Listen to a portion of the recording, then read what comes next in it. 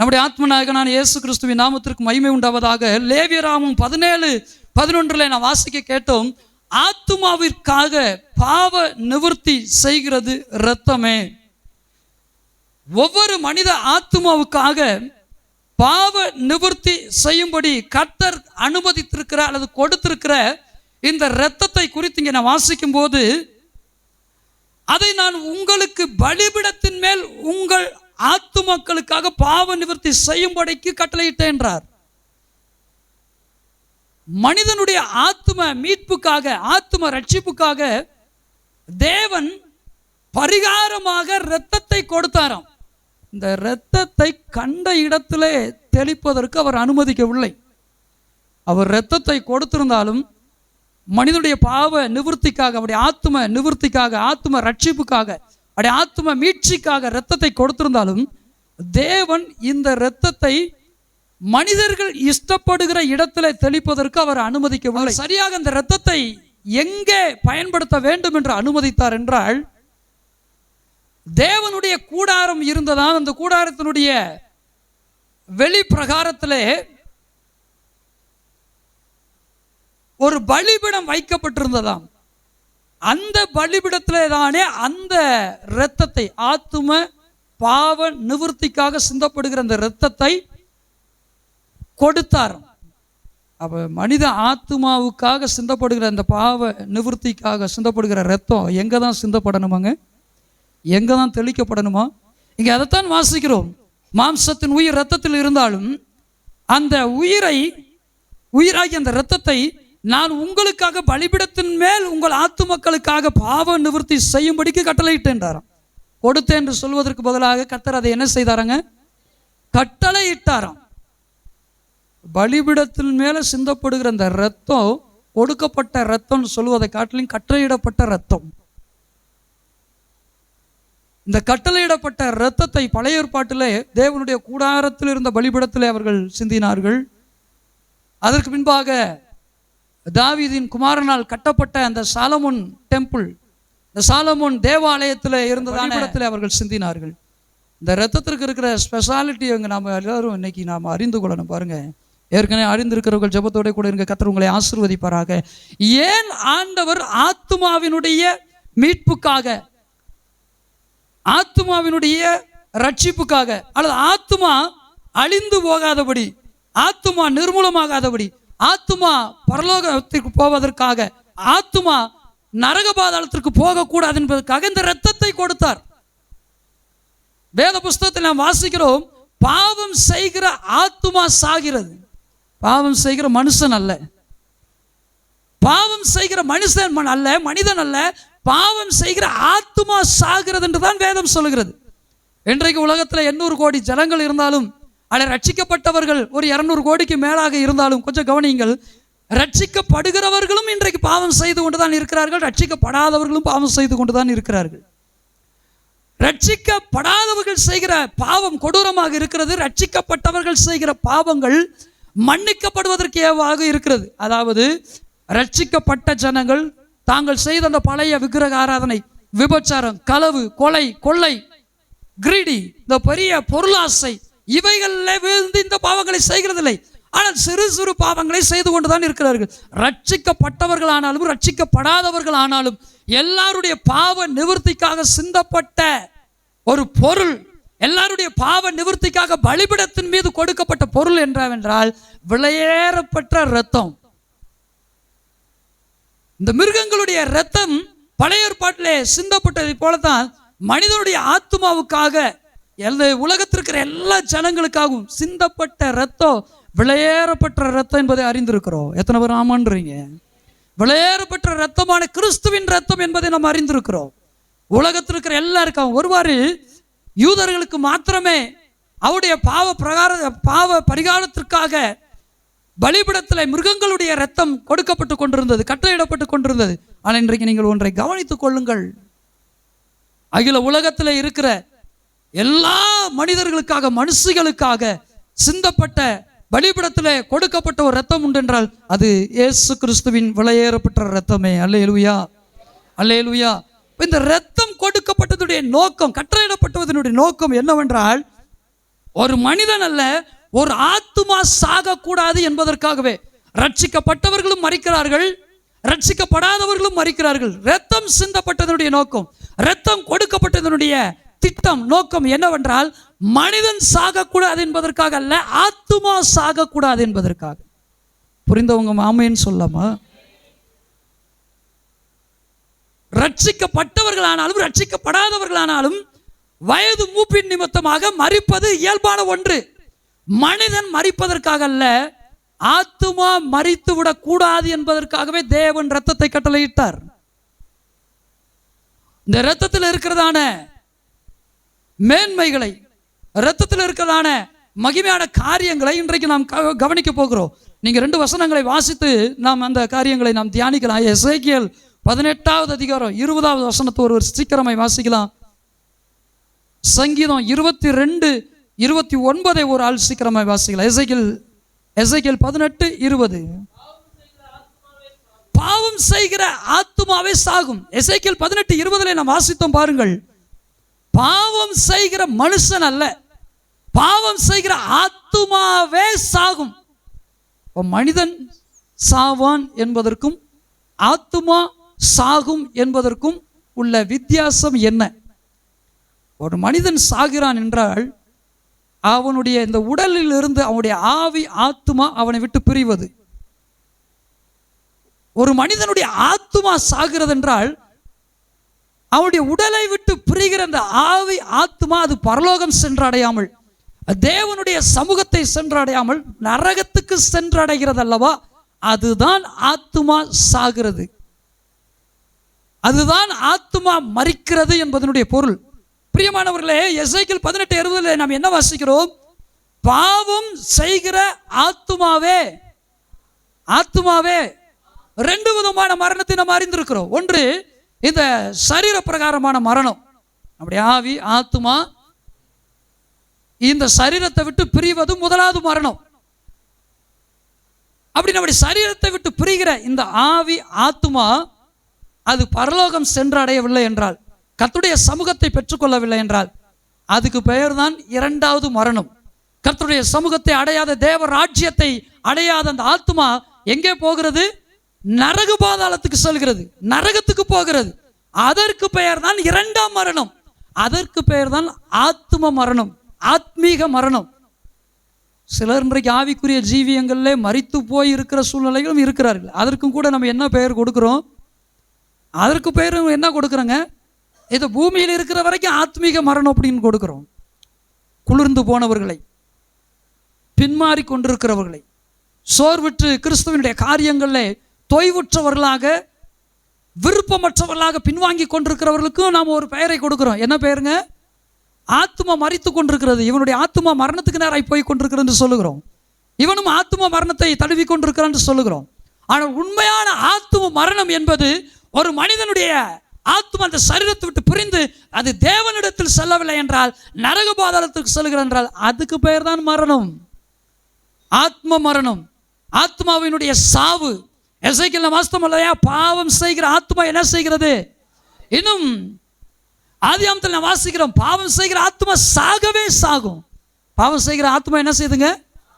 பாவம் செய்கிற ஆத்மா என்ன செய்யுதுங்க? இந்த உலகத்தில் கொஞ்சம் கொஞ்சமாக மறிச்சுக்கிட்டு இருக்கும். அதாவது ஸ்பிரிச்சுவாலிட்டி, அந்த ஸ்பிரிச்சுவல் குவாலிட்டி அதை இழந்து கொண்டே இருக்கும். அதுக்கு பெயரும் ஒரு மரணம் தான். முடிவில் என்ன செய்யுதுங்க? நிரந்தரமாக மரித்து நரக பாதாளத்துக்கு போகிறது. இப்போ பாவம் செய்கிற ஆத்மா சாகுன்னு சொல்றதை காட்டியும் பாவம் செய்கிற ஆத்மா ஆதியாகமத்தின்படி சாகவே சாகும்.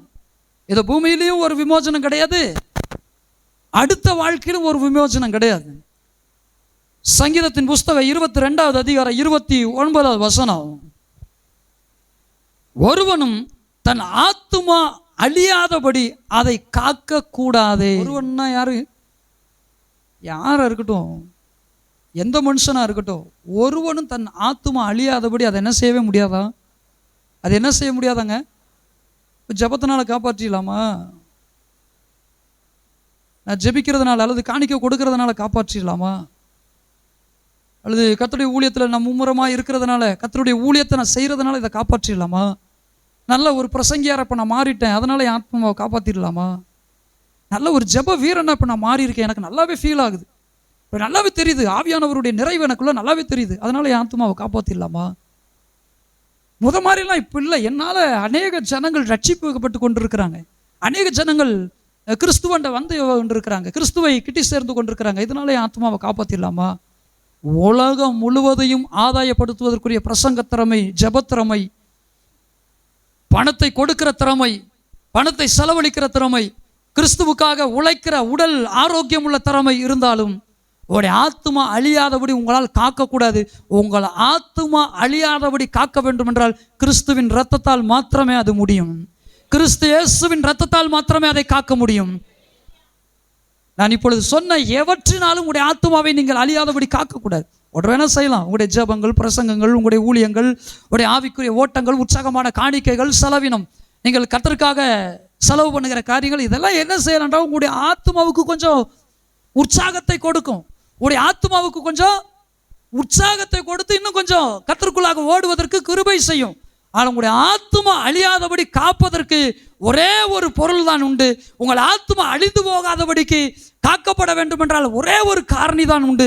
அது இயேசு கிறிஸ்துவின் விலையேறப்பட்ட இரத்தம்.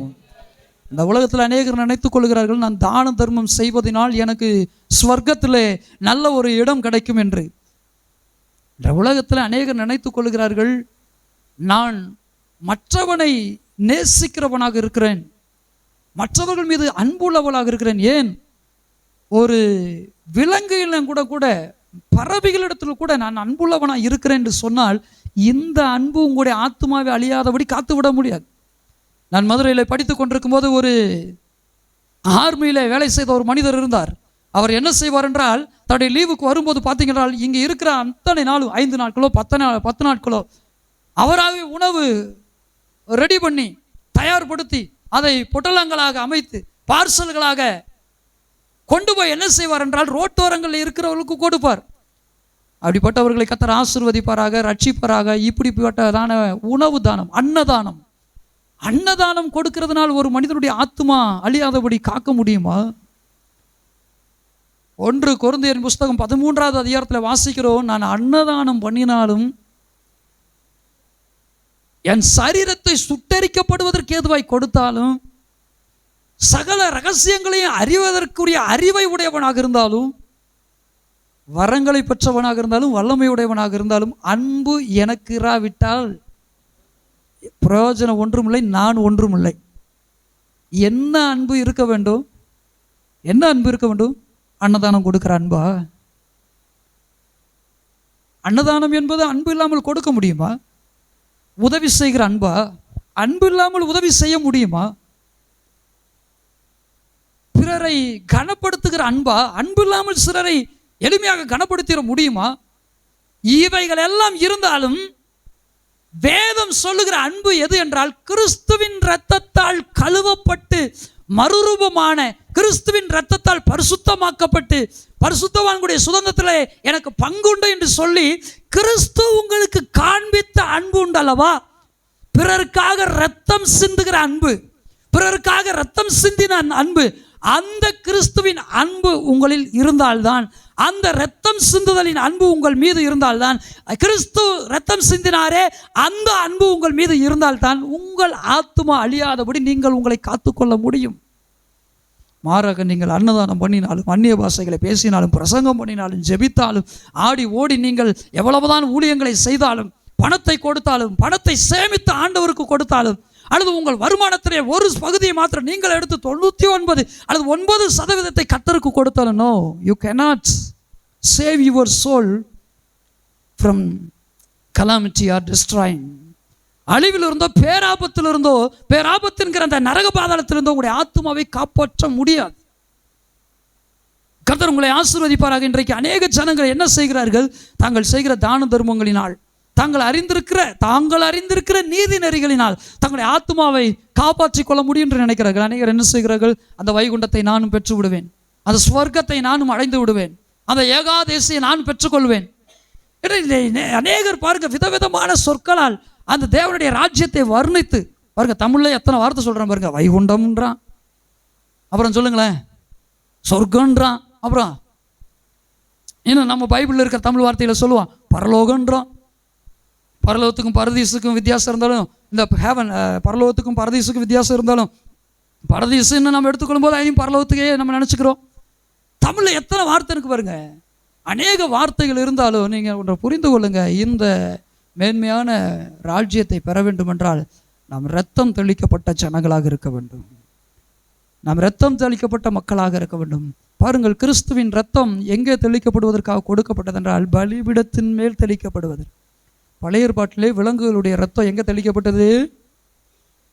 தேவாலயத்தில், ஆசரிப்பு கூடாரத்தில் இருந்த பலிபீடத்தில். கிறிஸ்துவின் இரத்தம் எங்கே தெளிக்கப்படுகிறது? மகிமையின் இரத்தமாக நம்முடைய பலிபீடமாகிய இந்த இருதயத்தில். அப்படியே பலிபீடம் எதுங்க? நாம் தேவனுடைய ஆலயம் என்றால், கொரிந்தியர் எழுதின நிருபத்தில், முதல் கொரிந்தியர் புஸ்தகத்தில் நாம் வாசிக்கிறோம் அல்லவா, நம்முடைய சரீரம் தேவனுடைய ஆலயம் என்றால் which is altar in our body. எது பலிபீடமாக இருக்கிறது? நம்முடைய சரீரத்தில். அப்படி இருதயமே கர்த்தருக்கு உகந்த பலிபீடமாக இருக்கிறது. இந்த பலிபீடத்தில் கிறிஸ்துவின் இரத்தம் தெளிக்கப்பட்டவர்களாக இருக்க வேண்டும். எப்படி தெளிக்கப்படுறதுங்க? பழைய ஏற்பாட்டில் என்ன செஞ்சாங்க? ஈசோப்பு முக்கிய என்ன செய்வாங்க? அப்படி பலிபீடத்தில் தெளித்தாங்க. சரிங்களா? ஆசரிப்பு கூடத்தில் இருக்கிற மற்ற பொருட்கள் மீது தெளித்தாங்க. இன்றைக்கு நாம் தேவனுடைய ஆலயம் என்றால் நம்முடைய இருதயத்தில் கிறிஸ்துவின் ரத்தம் ஊற்றப்படும் என்றால் எப்படி? 2000 வருஷத்துக்கு முன்னாடி சிந்தப்பட்ட ரத்தம் இன்றைக்கி நான் தெளிக்கப்பட்டுக்கிட்டா இருக்கு? இன்னும் கிறிஸ்துவின் ரத்தம் இன்றைக்கு மகிமையின் நம்பிக்கையாக இருக்கிறது. இதை நாம் என்ன செய்கிறோம்? நம்முடைய இருதயத்தில் தெளிக்கப்படுவதற்கு நம்பிக்கையின் கதவுகளை திறந்து கொடுக்கிறோம், விசுவாசத்தின் கதவுகளை திறந்து கொடுக்கிறோம். கிறிஸ்துவின் ரத்தம் இன்றைக்கு மாம்ச பிரகாரமாக இல்லை. 2000 வருடங்களுக்கு முன்பதாக சிந்தப்பட்ட இந்த ரத்தம் இன்றைக்கு நம்பிக்கையின் வடிவமாக, விசுவாசத்தின் வடிவமாக, அவருடைய விசுவாச கதவுகளை திறக்கும் போது, நம்பிக்கையின் கதவுகளை திறக்கும் போது நம்முடைய இருதயத்தில் தெளிக்கப்படுகிறது. அன்றையிலிருந்து நாம் பாவ மன்னிப்பின் நிச்சயத்தை பெற்றுக்கொண்ட அந்த நம்பிக்கையிலே வாழ்கிறவர்களாக இருக்கிறோம். அல்லேலூயா! எத்தனை பேர் ஆமான்றீங்க? அதனால தான் எபிரேய நிருபக்காரன் சொல்கிறான், ரத்தம் சிந்துதல் இல்லாமல் மன்னிப்பு உண்டாகாது. there is no forgiveness except shedding blood. ரத்தம் சிந்துதல் இல்லாமல் பாவ மன்னிப்பு இல்லையா? எபிரேயர்ல வாசிக்கிறோம் 8வது அதிகாரம் 22வது வசனத்துல, நியாய பிரமாணத்தின்படி கொஞ்சம் குறைய எல்லாமே என்ன செய்யப்படுதாங்க? அது என்னங்க கொஞ்சம் குறைய? இந்த பழைய ஏற்பாட்டினுடைய முறைமையின்படி பலிபீடத்தில் கொடுக்கப்பட்ட இந்த இரத்தத்தை குறித்து எபிரேய நிருபக்காரன் அல்லது பழைய ஏற்பாட்டு முறைகளை நன்றாக அறிந்திருந்த ஒரு வேத வல்லுநர் இங்கே எழுதியிருக்கிறான். நியாயப்பிரமாணத்தின்படி கொஞ்சம் குறைய எல்லாம் இரத்தத்தினால என்ன செய்கிறதாங்க? சுத்திகரிக்கப்படுகிறதாம், சாங்டிஃபை. ரத்தம் சிந்துதல் இல்லாமல் மன்னிப்பு உண்டாகாது. அது என்ன கொஞ்சம் குறைய? பழைய ஏற்பாட்டினுடைய ரத்தம் என்ன செய்தது? இங்கே பாருங்க, எல்லாருக்கும் சுத்திகரித்தது. பட் என்ன செய்தது? நீக்கப்படவில்லை. அதெல்லாம் இங்கே கவனிக்கிறீங்க. இப்போ உதாரணத்துக்கு நான் சொல்கிறேன் பாருங்க, இந்த ரூமில் நாம் இருக்கிற இந்த சர்ச் ஹாலில் ஒரு ஏதோ ஒரு கெட்ட வாடை வருது. ஒரு எலியோ ஏதோ ஒன்று செத்து போச்சுன்னு வச்சுக்கோங்க, ஏதோ ஒரு மூலையில் பேட் ஸ்மெல்லாக இருக்குது. நம்ம என்ன செய்வோம்? தேடி பார்த்தா ஒன்றும் காணும், ஆனால் ஸ்மெல் இருந்துக்கிட்டே இருக்கும். என்ன செய்வோம்? திடீர்னு ரூம் ஸ்ப்ரேவை இன்னும் கொஞ்சம் ஆன் பண்ணி வச்சுருவோம், இன்னும் கொஞ்சம் எக்ஸ்ட்ரா பண்ணி. இப்போ வாடை மாறிடுமா மாறாதா? இப்போ பாருங்கள், நம்ம ஹாலில் ரெண்டு ஸ்ப்ரே யூஸ் பண்ணுறோம். இந்த 2 ஸ்ப்ரேல ஒன்று ஒர்க் ஆகாமல் இருக்குது. 2ஐயும் ஆன் பண்ணி வைக்கும்போது இந்த ஸ்மெல்லு மாறுமா ஆகலையா? ஆனால் நான் ஒரு விஷயத்த சொல்கிறேன், நல்லா கேளுங்க. அந்த செத்துப்போன ஒரு எலியின் நிமித்தமாய் வருகிற அந்த நாற்றம் உண்டு பாருங்க, அது இந்த ரூமில் இருந்துக்கிட்டு தான் இருக்கும். அது என்ன செய்யுது? இந்த ரூமில் இருந்துக்கிட்டு தான் இருக்குது. இதுதாங்க பழைய ஏற்பாட்டினுடைய ரத்தம், மிருகங்களுடைய ரத்தம். ஒரு மனிதனுடைய பாவத்தை அது என்ன செய்தென்றால் சுத்திகரித்தது, ஆனால் நீக்கவில்லை. ஒரு மனிதனுடைய பாவத்தை இங்கே பாருங்கள், எல்லாரும் கவனிங்க. இந்த ஆல்டர்னா இது மேலே இது பாவம்னு வச்சுக்கோங்க. இந்த பாவத்தை என்ன செய்ததென்றால் மனிதனுடைய அந்த பாவ பிரகாரமாக இல்லை, மனிதன் சிந்தன அந்த மிருகங்களுடைய ரத்தம் என்ன செய்தது? இதை இப்படி மூடி வைத்தது பாருங்க. பழைய ஏற்பாட்டினுடைய ரத்தத்தினுடைய மகிமை இதுதான். இந்த பாவத்தை என்ன செஞ்சிருச்சு? மூடிச்சு. இப்போ இந்த பாவம் இல்லை, இதை பார்க்க முடியுதா? இல்லை. இதான் கொஞ்சம் குறைய எல்லாத்தையும் சுத்திகரித்தது, கொஞ்சம் குறைய எல்லாத்தையும் நிவர்த்தி பண்ணது. ஆனால் கிறிஸ்து இயேசு என்கிற இந்த மகிமையின் ஆட்டுக்குட்டியின் ரத்தம் என்ன செய்ததென்றால் இந்த பாவத்தை மூடுகிறதாக அல்ல, இந்த பாவத்தை மூடி மறைக்கிறதாக அல்ல, இந்த பாவத்தை அறவே எடுத்து போடுகிறதாக இருக்கிறது. இப்பொழுது நாம் தேடினாலும் இந்த பாவம் இங்கே இல்லை.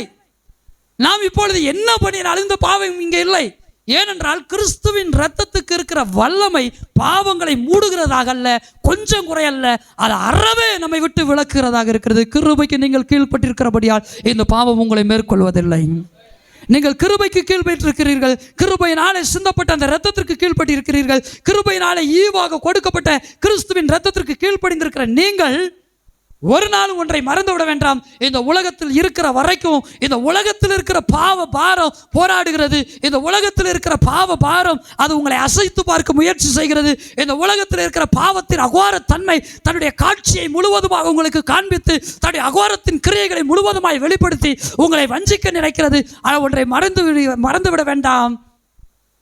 We were cleansed by the blood of Jesus Christ completely. Hallelujah. நாம் கிறிஸ்துவின் இரத்தத்தால் முழுவதுமாய் கழுவப்பட்டு பரிசுத்தமாக்கப்பட்டவர்களாக இருக்கிறோம். There is no stain of sin in our heart, but we face many sin in this world. இன்றைக்கு கிறிஸ்துவின் இரத்தத்தால் கழுவப்பட்டிருக்கிறபடியால் இன்றைக்கு பாவம் முழுவதுமாய் நீங்கி சுத்திகரிக்கப்பட்டவர்களாக இருக்கிறவங்க ஒன்றை மறந்து விடாதீர்கள்.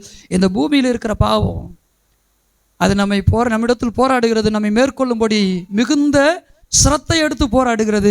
ஆனால் வேதம் சொல்லுகிறது போல இன்றைக்கு நாம் உலகத்துக்கல்ல, பெருமைக்கல்ல, மேட்டிமைக்கல்ல, கிறிஸ்துவினுடைய கிருபைக்கு கீழ்ப்பட்டிருக்கிறோம். இந்த பாவம் நம்மை மேற்கொள்வதில்லை. எத்தனை பேர் ஆமன்றீங்க? இந்த பாவம் நம்மை மேற்கொள்வதில்லை. எத்தனை பேர் அல்லேலூயா என்று சொல்றீங்க? அப்போ 9வது அதிகாரம் இந்த 22வது வசனத்தில் நாம் வாசித்தோம், இரத்தம் சிந்துதல் இல்லாமல் மன்னிப்பு உண்டாகாது.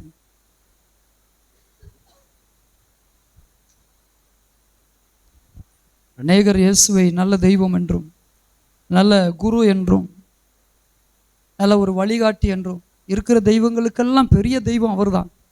தமிழ்நாட்டினுடைய முதல் சினிமாக்காரராக அல்லது தமிழ்நாட்டிலே முதல் ஃபேமஸான சினிமாக்காரராக இருக்கிற ஒருவர் கூட சொன்னது அதுதான், நான் அநேக தெய்வங்களை கும்பிடுகிறேன், my top guru is Jesus அப்படிங்கிற. முதல் குரு யாராங்க? ஜீசஸ்ன்னு சொல்லுகிறார். இன்றைக்கு உலகத்தில் இருக்கிற எவ்வளோ பெரிய ஆட்களாக இருக்கட்டும், எவ்வளவு சிறிய ஆட்களாக இருக்கட்டும், இயேசுவை தங்களுடைய வாழ்க்கையில முதல் குருவாக வைத்திருக்கலாம். எல்லா தெய்வம் இன்றைக்கு நாம் கிராமப்புறங்களில் இயேசுவை குறித்து அறிவிக்கும் போது கிராம மக்கள் சொல்லுகிறது என்ன, பட்டணத்தின் மக்கள் சொல்லுகிறது என்ன?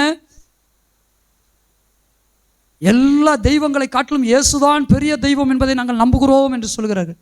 இந்த நம்பிக்கை அவருடைய ஆத்துமா அவருடைய ஆத்துமா அழியாதபடி காத்து விடுமா? எல்லா தெய்வங்களை காட்டிலும் இயேசுதான் என்னுடைய முதல் குரு, முதல் தெய்வம் என்று சொல்லுகிற இந்த நம்பிக்கையை அவருடைய காப்பாற்றி விடுமா? நோ. கிறிஸ்துவின் இரத்தம் தங்களுடைய பலிபீடமான இருதயத்திலே சிந்தப்படவில்லை என்றால் அவர்கள் எப்படிப்பட்ட நம்பிக்கை தேவனிடத்தில் வைத்தவர்களாக இருந்தாலும் அந்த நம்பிக்கை அவர்களை ஒருபோதும் காப்பாற்றாது. இயேசுதான் என் தெய்வம் என்று சொல்லலாம், எல்லா தெய்வங்களை காட்டிலும் அவர்தான் பெரிய தெய்வம், இயேசுவை தான் நான் வழிபடுகிறேன் என்று சொல்லலாம், இயேசுவை தான் நான் ஆராதிக்கிறேன் என்று சொல்லலாம். ஆனால் மறந்து விடாதீர்கள், அவருடைய பலிபீடமாகி இருதயத்திலே கிறிஸ்துவின் இரத்தம் நம்பிக்கையின் வடிவமாக, விசுவாசத்தின் வடிவமாக அங்கே தெளிக்கப்படவில்லை என்றால் there is no salvation. That man will not save by that hope or trust. அந்த நம்பிக்கையின் மூலமாக அந்த மனிதன் ஒரு நாள் ரட்சிப்படைய போவதில்லை. He will never attain salvation. ஒருபோது அவன் ரட்சிப்பை பெறப்போவதில்லை. வேதம் அதைத்தான் சொல்லுகிறது. இரத்தம் சிந்துதல் இல்லாமல் எங்கே சிந்தப்பட வேண்டும்? பலிபீடத்தில் சிந்தப்பட வேண்டும். எது பலிபீடம்? அது இருதயமாகிய பலிபீடம். ஏனைய வேத புஸ்தகத்தினுடைய வார்த்தையிலும் அவ்விதமாகத்தான் நமக்கு போதிக்கிறது. பாருங்கள், ரத்தம் சிந்துதப்படுவதற்காக நாம் ரத்தம் சிந்துதலுக்கென்று நாம் அழைக்கப்பட்ட பாருங்க, ரத்தம் நம் மீது சிந்தப்படுவதற்காக அழைக்கப்பட்டோம் பாருங்க. கிறிஸ்துவினுடைய ரத்தம் சிந்துதல் இல்லாமல் ஒரு மன்னிப்பு உண்டாக போவதில்லை. இந்த இரத்தத்தை குறித்து நம்ம ஏற்கனவே அறிவித்தது போல நிறைய விஷயங்கள் உண்டு. இந்த இரத்தத்தை குறித்து உலகத்தில் நீங்கள் கவனிச்சிங்கன்னா ஏகப்பட்ட விஷயங்கள் உண்டு. உண்மைதானே? மூளை சாவு அடைந்தவன், கிட்னி ஃபெயிலியர் ஆனாலு, ஹார்ட் ஃபெயிலியர் ஆனாலு, இண்டஸ்டைன் குடல்கள் பிரச்சனை உள்ளவங்க, இந்த ஹார்ட் அப்படின்னு சொல்கிறாங்க இல்லையா, செரிமான குடல்களில் இருக்கிற பிரச்சனையுடையவங்க இருக்கிறவங்க, லிவர், ஸ்பிளின், இல்லை என்னென்ன உடலில் இருக்கிற அத்தனை உறுப்புகள் இருக்கிறவங்க, பிரச்சனைகளோடு இருக்கிறவங்க பாருங்கள், சில சர்ஜரிகளை பண்ணி சில ட்ரீட்மெண்ட்டுகளை எடுத்து வாழ்கிறாங்க. ஆனால் விபத்துகள்லையோ அல்லது மற்ற சில சூழ்நிலைகள்லையோ ரத்தம் ஒரு மனிதனை விட்டு வெளியேறி விட்டதென்றால் உடனடியாக அவன் என்ன செய்கிறான்? மரித்தே போகிறான். ஏன்? வேதம் என்ன சொல்கிறது? மனிதனுடைய உயிர், மாம்சத்தின் உயிர் அவனுடைய இரத்தத்தில் இருக்கிறது. அந்த இரத்தம் அவனை விட்டு வெளியே சென்றால் அவன் உடனடியாக மரித்து விடுகிறான். வேற ஒரு ஆப்ஷனே கிடையாது. வேற ஒரு ஆப்ஷனே கிடையாது. பாருங்க, ரத்தம் வெளியேறிச்சுன்னா உடனே மரணம் தான். பாருங்க, குறிப்பாக ஒரு 6 லிட்டர் ரத்தம் இருக்குன்னா ஒரு 2-3 லிட்டர் ரத்தம் வெளியே போயிடுச்சுனாலே செத்து போயிடான், இறந்துடுறான் மனுஷன். உண்மையா இல்லைங்களா? யாரெல்லாம் கவனிக்கிறீங்க? ரத்தம் எவ்வளோ இம்பார்ட்டன்ஸ் பாடியில் பாருங்க. ஹார்ட்டை எடுத்துட்டு இன்னைக்கு செயற்கை ஹார்ட்டெல்லாம் வைக்க ஆரம்பிச்சிட்டாங்க, செயற்கை கிட்னியெல்லாம் வைக்க ஆரம்பிச்சிட்டாங்க. நான் கேட்குறேன், செயற்கை ரத்தம் கண்டுபிடிச்சிட்டதா சொல்கிறாங்க. அது எங்கேயாவது ஒரு மனுஷனுக்கு கொடுக்குறானா? கொடுக்கப்பட்டதா ஏதாவது ஒரு செய்திகள் உண்டா? இல்லை. ரத்தத்தை கண்டுபிடிச்சாலும் ஒரு விஷயத்தை கவனிச்சிங்களா? ஒரே குடும்பத்தில் இருக்கிற 4 பேர், ஒருத்தருக்கு O பாசிட்டிவ்ன்றான், ஒருத்தருக்கு B பாசிட்டிவ்ன்றான். ஒரே குடும்பத்தில் இருக்கிற 4 பேர், 4 பேர்த்தில் பார்த்தீங்கன்னா ஒரே அந்த லைனேஜ், ஒரே வம்சத்தில் பிறந்தவங்க தான், ஒரே அந்த தாத்தா வழிகளை தோன்றினவங்க தான், பாட்டை முப்பாட்டை எல்லாம் ஒரே வழியில் வந்தவங்க தான். ஆனால் அவருடைய ரத்தத்தை டெஸ்ட் பண்ண ஒரு ஆளுக்கு O பாசிட்டிவ்ன்றான், ஒரு ஆளுக்கு B பாசிட்டிவ்ன்றான், இன்னொரு சிலருக்கெல்லாம் A+ன்றான். கவனிச்சிங்களா? இன்னைக்கு உலகத்தில் என்னதான் ரத்தத்தை நாங்கள் கண்டுபிடிச்சிட்டோம் அப்படின்னு சொன்னாலும் அதை மனிதர்கள் பயன்படுத்த முடிகிறதா? இல்லை. ஏன்? மனிதனுடைய உயிர் ரத்தத்தில் இருக்கிறது. இந்த ரத்தத்தில் பாருங்க, பிளாஸ்மா இருக்குன்றாங்க, பிளேட்லெட்ஸ் இருக்குது அப்படின்றாங்க, கஸ்பி அதாவது ஹீமோகுளோபினுடைய அளவு அப்படின்றாங்க. ரத்தத்தில் ஏகப்பட்ட விஷயங்கள் இருக்குன்னு சொல்கிறாங்க. உண்மையா இல்லையா? நம்முடைய வேதம் சொல்லுகிற ஒரு மகத்துவமான என்ன விஷயம்? என்ன? Blood speaks. ரத்தம் என்ன செய்கிறது? அது பேசுகிறது. நம்முடைய வேத நம்பிக்கை நமக்கு என்ன? நம்முடைய வேதம் நமக்கு கொடுத்திருக்கிற ஒரு மகிமையான ஒரு நம்பிக்கை என்ன? ரத்தம் பேசுகிறதா. அதுதான் இங்கே வேதத்தில் வாசிக்கிறோம். மனிதனுடைய ஆத்ம மீட்புக்காக, ஆத்ம ரட்சிப்புக்காக தேவன் ரத்தத்தை ஏன் கொடுத்தார் என்றால், இந்த ரத்தத்தில் உயிர் இருக்கிறது. உயிர் மாத்திரமல்ல, உயிர் இருக்கிற இந்த ரத்தம் அது தேவனிடத்தில் பேசுகிறதாக இருக்கிறது. எபிரேயர் 12:24 புது உடன்படிக்கையின் மத்தியஸ்தர் ஆகிய இயேசுவின் இடத்திற்கும் ஆபேலுடைய ரத்தம் பேசினதை பார்க்கிலும் நன்மையானவைகளை பேசுகிற ரத்தமாகிய தெளிக்கப்படும் ரத்தத்தின் இடத்திற்கும் வந்து சேர்ந்தீர்கள். பழைய ஏற்பாட்டில் என்ன செய்யணும்னா, அவங்களுக்காக, கவனிக்கிறீங்களா, இஸ்ரவேல் ஜனங்களுக்காக ரத்தம் சிந்தப்படும். எங்க? பலிபீடத்தில். அங்கே போய் அவங்க என்ன செய்யணும்? அந்த ரத்தத்தை சிந்தணும். இன்றைக்கு புதிய ஏற்பாட்டின் ஜனங்களாக இருக்கிறோம். நம்மை குறித்து வேதம் இங்கே சொல்கிறதை கொஞ்சம் கவனித்து பாருங்கள். புது உடன்படிக்கையின் மத்தியஸ்தர். இந்த புது உடன்படிக்கையின் மத்தியஸ்தராகி இயேசுவின் இடத்திற்கும் ஆபேலுடைய ரத்தம் பேசினாதான் அதை பார்க்கிலும் நன்மையானவைகளை பேசுகிற ரத்தமாகிய தெளிக்கப்படும் ரத்தத்தின் இடத்திற்கு நம்ம வந்து என்ன செய்திருக்கிறோம்? உதாரணத்துக்கு ஒரு விஷயத்தை நான் சொல்லிட்டு இந்த பிரசங்கத்துக்கு வர எல்லாரும் கவனிங்க. சபைக்கு வந்துட்டோம். இன்னைக்கு நிறைய பேர் இது ஆல்டர்ம்பாங்க. இது என்ன சொல்லுவாங்க? இந்த பீடத்தை என்ன சொல்லுவாங்க? ஆல்டர்ன்னு சொல்லுவாங்க. இது ஆல்டர் கிடையாது, இது புல்பிட். இது பலிபீடம் கிடையாது, இது பிரசங்க பீடம். நிறைய பிரசங்கமாக இந்த ஸ்டேஜாக இருக்கட்டும், இந்த மேடையாக இருக்கட்டும், இந்த மரப்பலகையினாலேயோ அல்லது ஃபைபர்னாலேயோ செய்யப்பட்டதான இந்த பிரசங்க பீடங்களாக இருக்கட்டும், இதுக்கு பெயர் பலிபீடம் அல்ல, இதுக்கு பேர் ஆல்டர் அல்ல. நிறைய பேர் தவறாக நினச்சிடுறாங்க. இதுக்கு பேர் பிரசங்க பீடம். இதுக்கு பேர் என்ன பீடம்? புல்பிட். இதுக்கு பேர் புல்பிட். இப்போ உதாரணத்துக்கு நம்ம எடுத்துக்கிறோம் பழைய ஏற்பாடு, இப்போ புதிய ஏற்பாடு. புதிய ஏற்பாட்டுக்கு இயேசுவின் ரத்தத்தினிடத்திற்கு வந்து சேர்ந்தோம்னா, நாம் இங்கே வந்து இந்த பலிபீடத்தின் மேலே சிந்தப்படுகிற ரத்தத்தினிடத்தில் நாம் சேரல. நீங்கள் வந்து சேர்ந்தீர்கள் என்பதனுடைய பொருள் என்ன? கிறிஸ்துவின் ரத்தம் எருசலேமில் கொல்கதாவில் அந்த கல்வாரி மலையில் சிந்தப்பட்டது. கிறிஸ்துவின் ரத்தம் சிந்தப்பட்ட இடத்திற்கு நாம் போய் சேரவில்லை. கிறிஸ்துவினுடைய ரத்தம் சிந்தப்பட்டதான அந்த நம்பிக்கையின் இடத்தில் வந்து நாம் சேர்ந்திருக்கிறோம். அந்த விசுவாசனிடத்தில் வந்து நாம் சேர்ந்திருக்கிறோம். எத்தனை பேருக்கு விளங்குதுங்க? எத்தனை பேருக்கு புரியுது? நன்மையானவைகளை பேசுகிற இயேசுவின் ரத்தம் தெளிக்கப்படுவதற்கென்று நாம் வந்து சேர்ந்திருக்கிறோம். எத்தனை பேர் ஆமான்றீங்க? எத்தனை பேர் அல்லேலூயா சொல்றீங்க? இப்போ நல்லா கவனிங்க. இப்போ ரத்தம் என்ன செய்கிறது? ரத்தத்தில் அநேக ஆச்சரியமான காரியங்கள் இருந்தாலும் நம்முடைய வேதம் நமக்கு என்ன போதிக்கிறது என்றால், ரத்தம் பேசுகிறது. ஆபேலினுடைய ரத்தம் பேசினதை பார்க்கிலும் நன்மையானவைகளை, அதிக நன்மையானவைகளை, அவனை பார்க்கலாம், அவனுடைய ரத்தத்தை பார்க்கிலும் அதிக நன்மையானவைகளை பேசுகிற ரத்தமாகிய கிறிஸ்து இயேசுவின் ரத்தம் தெளிக்கப்படுவதற்கு வந்து சேர்ந்திருக்கிறோம். எத்தனை பேர் வந்து சேர்ந்திருக்கிறீங்க? எத்தனை பேர் இந்த ரத்தம் தெளிக்கப்படுவதற்கு வந்து சேர்ந்திருக்கிறீங்க? நம்ம எல்லோருமே இந்த ரத்தம் தெளிக்கப்படுவதற்காக வந்து சேர்ந்த ஜனங்களாக இருக்கிறோம். கர்த்தருடைய நாமம் மகிமைப்படுவதாக. வேத புஸ்தகத்தில் இரத்தம் பேசுகிறது என்றால், அதுவும் குறிப்பாக 2 பேருடைய இரத்தம் தான் பேசுகிறதாக, ஒரு இரத்தம் பேசினதாகவும் ஒரு இரத்தம் பேசி கொண்டிருக்கிறதாகவும் வாசிக்கிறோம். ஒன்று ஆபேலினுடைய இரத்தம் பேசினது, அது இன்றைக்கு பேசவில்லை. மற்றொன்று கிறிஸ்துவின் இரத்தம் பேசினது, இப்பொழுதும் பேசுகிறது, இனியும் பேச போகிறது. அல்லேலூயா. இந்த 2 பேருடைய இரத்தத்தை குறித்த வேதாமத்தில் அநேகருடைய இரத்தங்கள் சிந்தப்பட்டிருக்கு. ஆபேலினுடைய இரத்தம் மாத்திரமல்ல, கிறிஸ்துவின் இரத்தம் மாத்திரமல்ல, எண்ணிறந்த பரிசுத்தவான்களுடைய இரத்தம் கால சரித்திரங்களை, சபை சரித்திரத்தில் சிந்தப்பட்டிருக்கிறது. ஏன் நம்முடைய வேதாகம சரித்திரத்திலையும் நாம் பார்க்கிறோம். இந்த வேதாகம சரித்திரத்திலையும் அநேக பரிசுத்தவான்களுடைய இரத்தம் சிந்தப்பட்டிருக்கிறது. ஆனால் அவருடைய இரத்தமெல்லாம் பேசினதாக வேதாகமத்தில் நான் வாசிக்க முடிகிறதில்லை. இரத்தம் பேசினதாக நம்ம 2 பேருடைய இரத்தத்தை குறித்து தான் வாசிக்கிறோம். ஒன்று ஆபேலுடைய இரத்தம், மற்றொன்று இயேசு கிறிஸ்துவனுடைய இரத்தம். பாருங்க, என்ன பேசினது என்பதை நாம் அறிந்திருக்கிறோம். இன்னும் தெரியாதவர்களுக்காக நாம் கொஞ்ச நேரம் இதை தியானிக்க போகிறோம். இயேசுவின் இரத்தம் என்ன நன்மைகளை பேசுதுங்க? அடிக்கப்பட்ட ஆட்டுக்குட்டியாக அடிக்கப்பட்ட வண்ணமாய் அவர் சிங்காசனத்துக்கு முன்பாக நிற்கிறார். சிங்காசனத்திற்கு முன்பாக நின்று நமக்காக என்ன செய்து கொண்டிருக்கிறார்? சொல்லுங்க சத்தமா. வெளிப்படுத்தின விசேஷத்தில் வாசிக்கிறோம்ல, அவர் என்ன செய்கிறாராங்க? பரிந்து பேசுகிற தேவனாக இருக்கிறார். கிறிஸ்து இயேசுவின் ரத்தம் என்ன செய்கிறது? பரிந்து பேசுகிற ரத்தமாகவே இருக்கிறது. அப்ப நன்மையானவைகளை பேசுகிற ரத்தம்னா என்ன நன்மைங்க? என்ன நன்மை? ஒரு 1000 ரூபா கொடுத்துறது நன்மை தான், உணவு வாங்கி கொடுக்கறது நன்மை தான், ஏற்ற நேரத்தில் ஒரு உதவி செய்கிறது நன்மை தான்.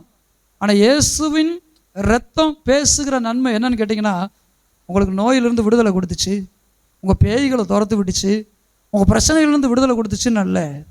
இயேசுவின் ரத்தம் பேசுகிற ஒரு மகத்தான ஒரு நன்மை என்னென்றால், அது உங்களுடைய பாவங்களை மன்னிக்கும்படி தேவனிடத்திலே, பிதாவினிடத்திலே பரிந்து பேசுகிற நன்மை தான். இயேசுவினுடைய ரத்தம் உங்களுடைய நோய்களை மாற்றிருக்கலாம், பேய்களை துரத்திருக்கலாம், உங்களுடைய வாழ்க்கையை மகிமைப்படுத்தியிருக்கலாம், உங்களுக்கு நல்ல ஒரு விடுதலையை கொடுத்திருக்கலாம். ஆனால் இயேசுவின் ரத்தம் உங்களுக்கு கொடுக்கிற எல்லா நன்மைகளை காட்டிலும் மேன்மையான ஒரு நன்மை உண்டென்றால், இயேசுவின் ரத்தம் வெளிப்படுத்துகிற எல்லா நன்மைகளை காட்டிலும் ஒரு மேன்மையான நன்மை உண்டென்றால், அது உங்களுக்காகவும் எனக்காகவும் சர்வலோகத்திற்காகவும் பரிந்து பேசுகிற பேச்சு உண்டு அல்லவா? அதுதான் இருக்கிற நன்மைகளே பெரிய நன்மை. இதிலிருந்து நாம் என்ன விளங்கி கொள்கிறோம் என்றால், ஒரு மனிதனுக்காக நீங்கள் உதவி செய்வதை காட்டிலும், ஒரு மனிதனுக்கு பணத்தையோ பொருளையோ உணவையோ அல்லது எதையாவது ஒரு காரியத்தை நீங்கள் செய்கிற நன்மை காட்டிலும் பரிந்து பேசுகிறது என்பது எவ்வளோ பெரிய நன்மை என்பதை யோசித்து பாருங்கள். கிறிஸ்துவின் ரத்தம் நன்மையானவைகளை பேசினதென்றால் பரிந்து பேசி கொண்டிருக்கிறது நமக்காக. நம்முடைய வாழ்க்கையில் ஒரு மனிதனுக்காக பரிந்து பேசுவது என்பது, நம்முடைய வாழ்க்கையில் மற்றவர்களுக்காக பரிந்து பேசி ஜெபிப்பது என்பது எவ்வளோ பெரிய நன்மை என்பதை இதன் வாயிலாக நீங்கள் புரிந்து கொள்ளுங்க.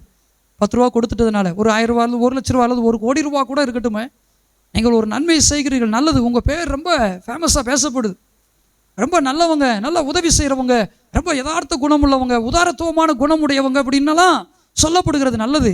ஆனால் இந்த நன்மைகளை காட்டி ஒரு மேன்மையான ஒரு நன்மை, பெரிய நன்மை எதுன்னு தெரியுங்களா? மற்றவங்களுக்காக நீங்கள் பரிந்து பேசி ஜெபிக்கிற ஜெபம்.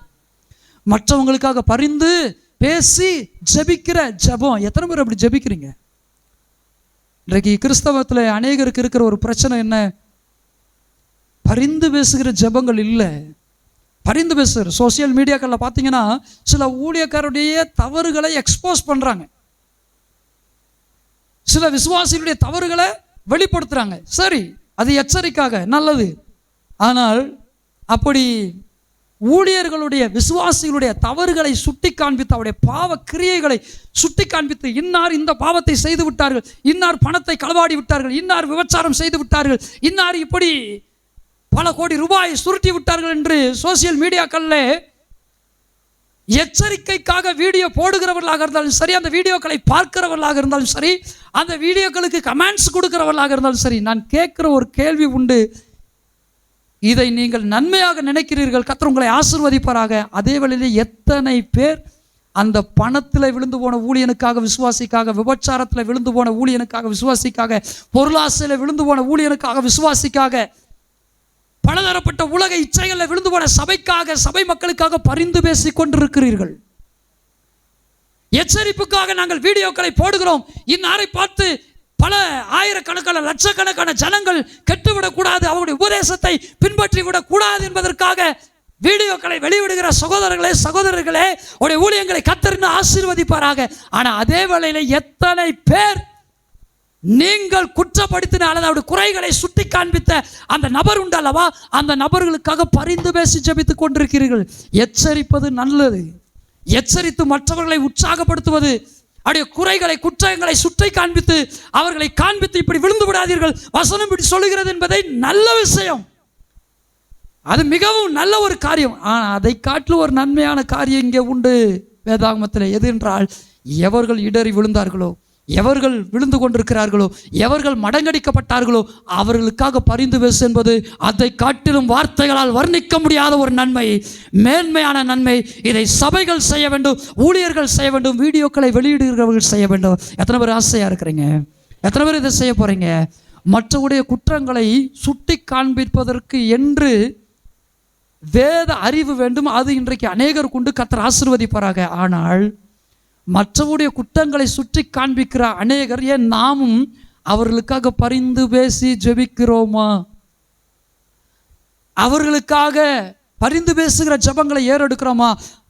ஆபேலுடைய இரத்தம் பேசின நன்மைகளை பார்க்கலும் அதிக மேன்மையான நன்மைகளை பேசுகிற கிறிஸ்துவின் இரத்தம் என்ன அதிக நன்மைகளை பேசுகிறது? உங்களுடைய என்னுடைய சர்வலோகத்தின் பாவத்தையும் பிதாவானவர் மன்னிக்கும்படிக்காய் அவருடைய சிங்காசனத்துக்கு முன்பாக நின்று பரிந்து பேசிக் கொண்டே இருக்கிறது.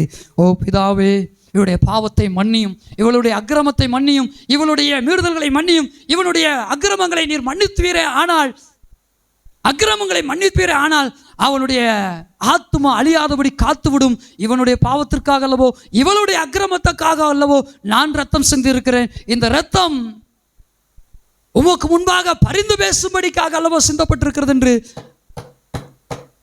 இயேசுவானவர் பேசிக் கொண்டிருக்கிறார். அவருடைய ரத்தம் பேசிக் கொண்டிருக்கிறது. இப்போ இயேசுவின் ரத்தம் என்ன செய்யுதுங்க? ஒவ்வொரு மனுஷனுக்காகவும் பரிந்து பேசுகிறது. தேவனே, உம்முடைய நியாய தீர்ப்பின் பட்டயத்தை இவள் மீது வைக்காதையும், உடைய நியாய தீர்ப்பின் பட்டயத்தை இந்த மனிதன் மீது வைக்காதையும், இவனுக்காக நான் ரத்தம் சிந்தி இருக்கிறேன். அவருடைய ரத்தம் என்ன சொல்லுகிறது? நான் உம்மிடத்தில் இருக்கிறேன், நான் சிந்தப்பட்டிருக்கிறேன், நான் தியாக பலியாக சிந்தப்பட்டிருக்கிறேன், இவளை மன்னித்தருளும், இவனை மன்னித்தருளும் என்று என்னாலும் எந்நேரம் பரிந்து பேசிக்கொண்டே இருக்கிறது. இடைவிடாமல் பரிந்து பேசிக்கொண்டே இருக்கிறது. நம்முடைய கணக்கின்படி 24 மணி நேரங்கள் இந்த பூமியில் நாம் எடுத்துக்கொள்கிறோம். ஒவ்வொரு பிளானட்டுக்கு போகும்போது அங்கே 24 மணி நேரம். ஒரு சில பிளானட்டில் ஒரு நாள் என்பது 13 மணி நேரம் தான். அது எந்த பிளானட்ன்றது எனக்கு ஞாபகம் இல்லை. பூமி என்கிற அந்த பிளானட்டில் ஒரு நாள் என்பது 24 மணி நேரம். இன்னொரு பிளானட் இருக்குது, 9 கோள்னு சொல்கிறாங்க இல்லையா, அன்றைக்கி 10-11 சொல்கிறாங்க இல்லையா.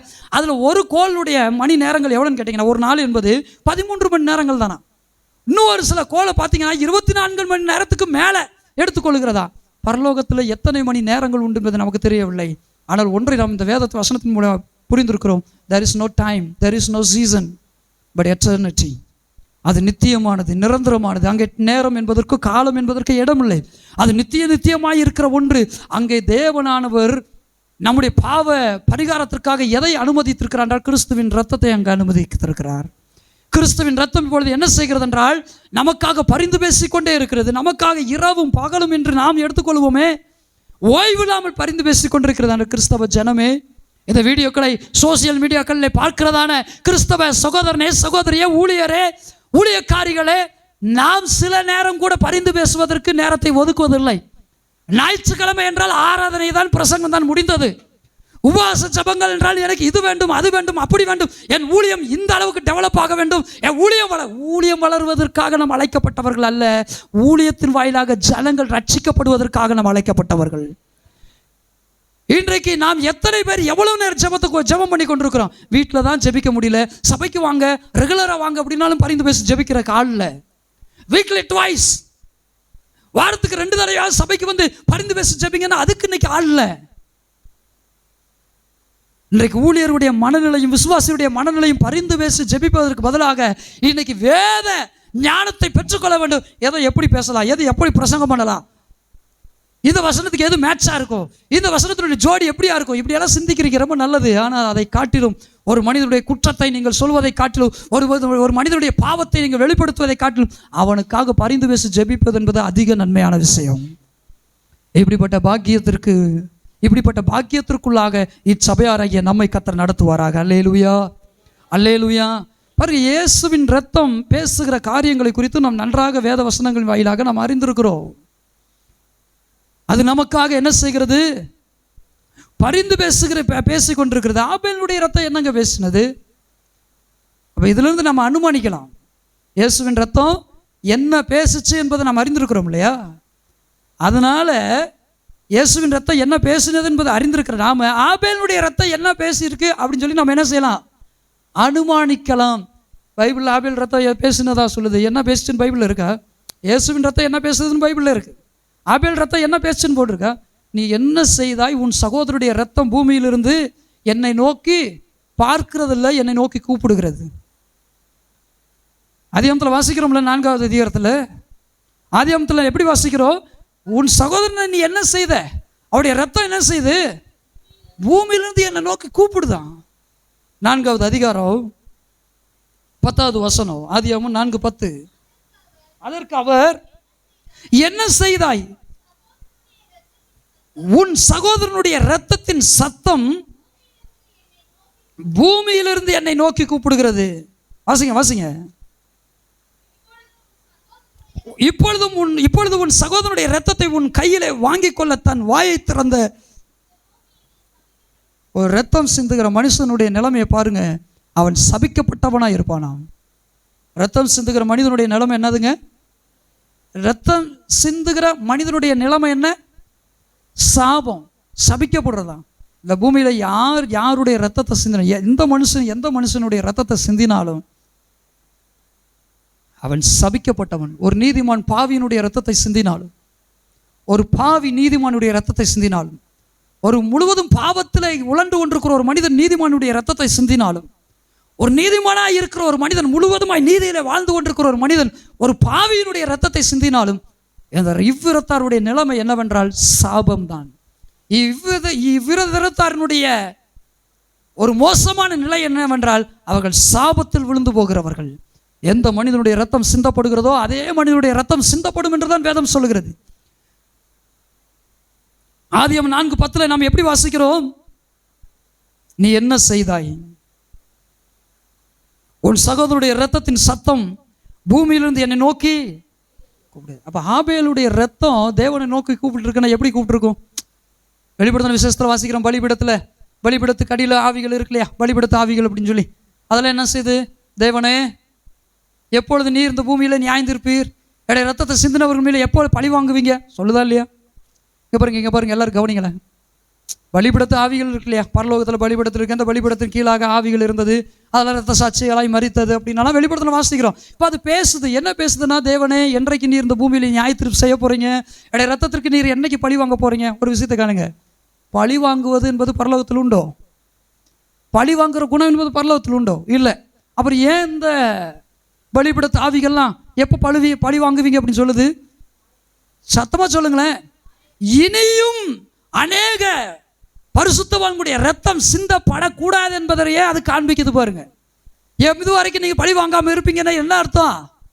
சீக்கிரத்தில் எங்களை கொன்னவங்களாம் கொன்றுங்க ஆண்டவரேன்னு அர்த்தமா? அவங்களை கொன்னவங்களாம் ஏற்கனவே என்ன செஞ்சுட்டான்? செத்து நரகத்துக்கு போயிட்டான். இனி அவங்ககிட்ட பழி வாங்குறதுக்கு ஒன்றும் கிடையாது. நான் சொல்றது யாருக்கு வழங்குது?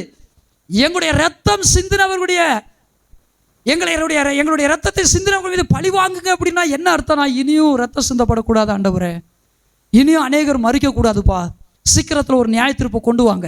இதுதான் அதனுடைய மீனிங். அல்லேலூயா. இப்போ கொஞ்சம் கவனிங்க. வெளிப்படுத்தின விசேஷத்தை கொஞ்சம் நாம் திருப்பி வரலாமா? வெளிப்படுத்தின விசேஷம் 6வது அதிகாரம் 9வது வசனம் 10வது வசனம். அவர் 5ஆம் முத்திரையை உடைத்த போது தேவ வசனத்தின் நிமித்தமும் தாங்கள் கொடுத்த சாட்சியின் நிமித்தமும் கொல்லப்பட்டவருடைய ஆத்துமாக்களுடைய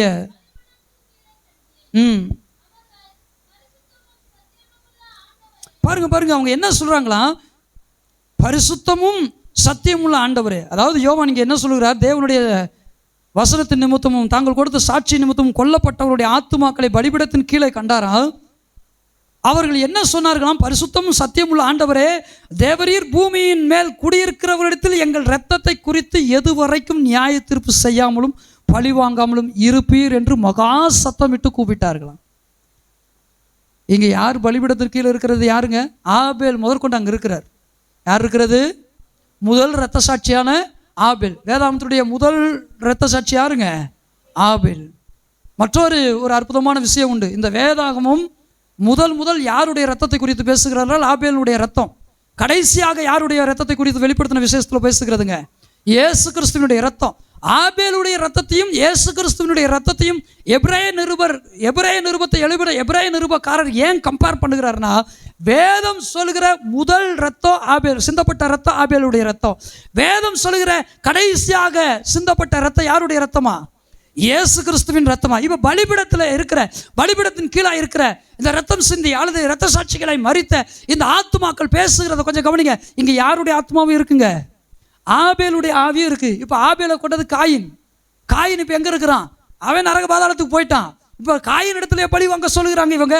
நிறைய பேர் தவறா புரிந்து கொள்ளக்கூடாது. பரலோகத்துக்கு போனாலும் அப்ப பழி வாங்குற எண்ணம் பரலோகத்துல இருக்கோ? பரலோகத்துக்கு போனாலும் பழி வாங்குற அந்த சுபாவம் அங்க இருக்கிறவங்களுக்கு இல்லையோ? வேதம் தெளிவாக சொல்கிறது, பாவமில்லாத நாடு அது, பாவமில்லாத தேசம், ஒரு பாவமும் காணாத தேசம். எத்தனை பேர் அல்லேலூயான்றீங்க? எத்தனை பேர் ஆமான்றீங்க? பரலோகம் என்பது எந்த பகையும் பழிவாங்குதலும் இல்லாத ஒரு தேசம், எந்த பாவமும் நாசமோசமும் பட்டயமும் இல்லாத ஒரு தேசம், எந்த ஒரு வஞ்சனையும் துரோகமும் இல்லாத ஒரு தேசம். அப்படிப்பட்ட ஒரு மகிமையான தேசத்துக்கு தான் நாம் போக போகிறோம். அல்லேலூயா. ஆனால் இங்கே கவனியுங்கள், எது வரைக்கும் எங்களுடைய இரத்தத்தை குறித்து நீர் நியாய தீர்ப்பு செய்யாமலும் பழி வாங்காமலும் இருப்பீர் என்று சொல்லுகிறது என்றால் இதனுடைய பொருள் என்ன? இப்பயும் மறித்துக்கிட்டு தான் இருக்கிறாங்க அநேகர். ஆண்டவரே, ஏற்கனவே நாங்கள் ரத்தம் சிந்திட்டோம், இன்னும் பரிசுத்தவான்கள் மறித்து கொண்டிருக்கிறாங்க, சின்ன பிள்ளைங்க, வாலிபர்கள், முதியவங்க ரத்த சாட்சிகளை மறிச்சிட்டு இருக்கிறாங்க. சீக்கிரமா நியாய தீர்ப்பு செய்யுங்க. சீக்கிரமா இது என்ன செய்ய, இந்த அவெஞ்சிங், இந்த பழி வாங்குதல் சீக்கிரமா வரட்டும். ஏன்? பழி வாங்குவதும் பதில் செய்வதும் அது அவருக்குரியது. அதனால தான் தைரியமா அந்த ஆத்துமாலாம் பேசுது. பழி வாங்குவதும் பதில் செய்வதும் மனிதனுக்குரியது அல்ல. பழி வாங்குவதும் பதில் செய்வதும் அது தேவனுக்குரியது. அதனால தான் தைரியமா ஜெபிக்குது, தைரியமா பேசுது. அந்த பலிபீட ஆவிகள்லாம் எல்லாரும் பேசுறாங்க, ஆண்டவரே, நீர் எது வரைக்கும் நியாய தீர்ப்பு செய்யாமல் இருப்பீங்க, எது வரைக்கும் பழி வாங்காமல் இருப்பீங்க, பதில் செய்வதும் பழி வாங்குவதும் நியாய தீர்ப்பு செய்வதும் உம்முடையதானே, சீக்கிரமா அந்த பூமியில் அதை செய்யுங்க. எவ்வளவு கருணையுள்ள தேவன்! அங்க இருக்கிறவங்களுக்கு இப்படிப்பட்ட மென்டாலிட்டி, இப்படிப்பட்டதான சிந்தை, ஏதோ பூமியில பாடுபட்டு கொண்டிருக்கிற, மரித்து கொண்டிருக்கிற தேவனுடைய பிள்ளைகளுக்காக கிறிஸ்துவின் ரத்தம் பரிந்து பேசுது, பரிசுத்த ஆவியானவர் பரிந்து பேசுகிறார். அதே வேளை ஒன்று புரிந்து கொள்ளுங்க, மறைமுகமாக பலிபீட ஆவிகளும் அங்கே பேசிக்கொண்டே இருக்கிறது. எத்தனை பேருக்கு விளங்குச்சு? எத்தனை பேருக்கு புரிஞ்சுங்க? வெளிப்படுத்தின 6:9-10 6வது அதிகாரம் 9வது அதிகாரம் 9-10 வசனங்களை வாசித்தோ இந்த மரித்த பரிசுத்தவான்களுடைய ஆவி என்ன செய்கிறது என்றால் அது தேவனிடத்தில் பேசிக்கொண்டிருக்கிறது. ஆமேன். எத்தனை பேர் ஆமான்றீங்க? அப்ப கிறிஸ்துவினுடைய ரத்தம் நன்மையானவைகள், அதிக நன்மையானவைகளை பேசுகிறது. ஆபேல் பேசினதை பார்க்கிலும். யார் பேசினதை பார்க்கிலும்? அப்ப ஆபேலுடைய ரத்தம் என்ன பேசியிருக்கும்? கிறிஸ்துவனுடைய ரத்தம் பேசினதை நாம புரிந்து கொண்டுட்டோம். இப்ப ஆபேலுடைய ரத்தம் என்ன பேசியிருக்குன்னு நினைக்கிறீங்க? ஆண்டவரே, பழி வாங்குங்க, காயினை கொன்றுங்க அப்படின்னு சொல்லியிருக்குமா? காயினை கொலை செஞ்சிருங்க, என்னை கொண்டு போட்டான், இவன் என்னை கொண்டு போட்டான், எவ்வளோ நீதியாக இருந்தேன், முதல் நீதிமான் நான், உமக்காக நான் மறிச்சிட்டேன், இவனை கொன்றுங்க அப்படியே பேசுது. கிறிஸ்துவின் ரத்தம் தன்னை அழித்தவர்களுக்காக, கிறிஸ்துவானவருடைய ரத்தம் கிறிஸ்துவை நிந்தித்தவர்களுக்காக, கிறிஸ்துவை சிலுவையில் அடித்தவர்களுக்காக, கிறிஸ்துவை படித்து பேசினவர்களுக்காக, கிறிஸ்துவை அவமானப்படுத்தினவர்களுக்காக பேசி இருக்கிறது என்றால் ஆபேலுடைய ரத்தம் இதைத்தான் செய்திருக்கிறது. ஆபேலுடைய ரத்தம் நன்மையை தான் செய்கிறது. ஆபேலுடைய ரத்தம் இப்பொழுது என்ன ஆயிடுச்சு? இந்த பூமியில சிந்தப்பட்டாயிடுச்சு. இனி அதனால ஒரு பிரயோஜனம் கிடையாது. ஒருவேளை அன்றைக்கு தொழில்நுட்பம் இருந்தா ஆபேலுடைய ரத்தத்தை மற்றவனுக்கு கொடுத்துருக்க முடியுமா? முடியாது. ஏன்? அது நிலத்துல சிந்தப்பட்டாயிடுச்சு. அப்ப ஆபேலுடைய ரத்தம் நன்மையானது பேசுது. என்ன நன்மையானது பேசுதுங்க? தன்னை கொலை செய்த சகோதரனுக்காக, தன்னை கொலை செய்த காயினுக்காக பேசுது.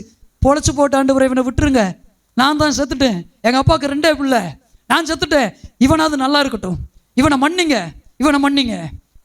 நம்முடைய சகோதரர்களுக்காக எத்தனை பேர் இந்த மாதிரி பரிந்து பேசி ஜெபிக்கிறோம்? தன்னை கொலை செய்தவனுக்காக பரிந்து பேசின ரத்தம் தாங்க ஆபேலினுடைய ரத்தம். தன்னை அவமானப்படுத்தின, தன்னை அழித்து போட்ட காயினுக்காக பரிந்து பேசின ரத்தம் தாங்க ஆபேலினுடைய ரத்தம். பரிசுத்த சபையாரே, பரிசுத்த ஊழியரே, பரிசுத்த விசுவாசியே, பரிசுத்த வேத ஜனமே, எத்தனை பேர் நம்மை நிந்திக்கிறவர்களுக்காக, நம்மை அவமானப்படுத்துகிறவர்களுக்காக, நம்மை படித்து பேசுகிறவர்களுக்காக நாம் பரிந்து பேசி கொண்டிருக்கிறோம். அந்தோ பரிதாபம். இங்கேயும் ஒரு சிலருக்கு, கிறிஸ்தவ சமுதாயத்தில் அநேகருக்கு மன்னிக்கிற சுபாவம் இல்லை. மன்னிச்சுட்டு அவங்களுக்காக பரிந்து பேசுகிற ஜபங்கள்ல என்னைக்கிடா அவன் சாவான், என்னைக்கிடா அவன் முடமாவான், என்னைக்கிடா அவன் குடும்பம் நிர்மூலமாகும். இந்த பழி வாங்குகிற குணம், பிசாசுகிட்டு இருக்கிற அந்த குணம் அப்படியே எங்க வருது? எதுக்குங்க எங்க வருது? இன்றைய கிறிஸ்தவ ஜனங்களையும் பீடித்து கொண்டது பாருங்க.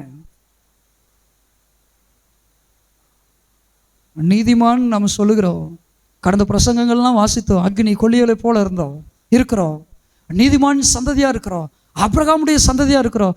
நீதிமான் சொல்றோமே, ஆபேல் என்கிற நீதிமான் யாருக்காக பரிந்து பேசினானா?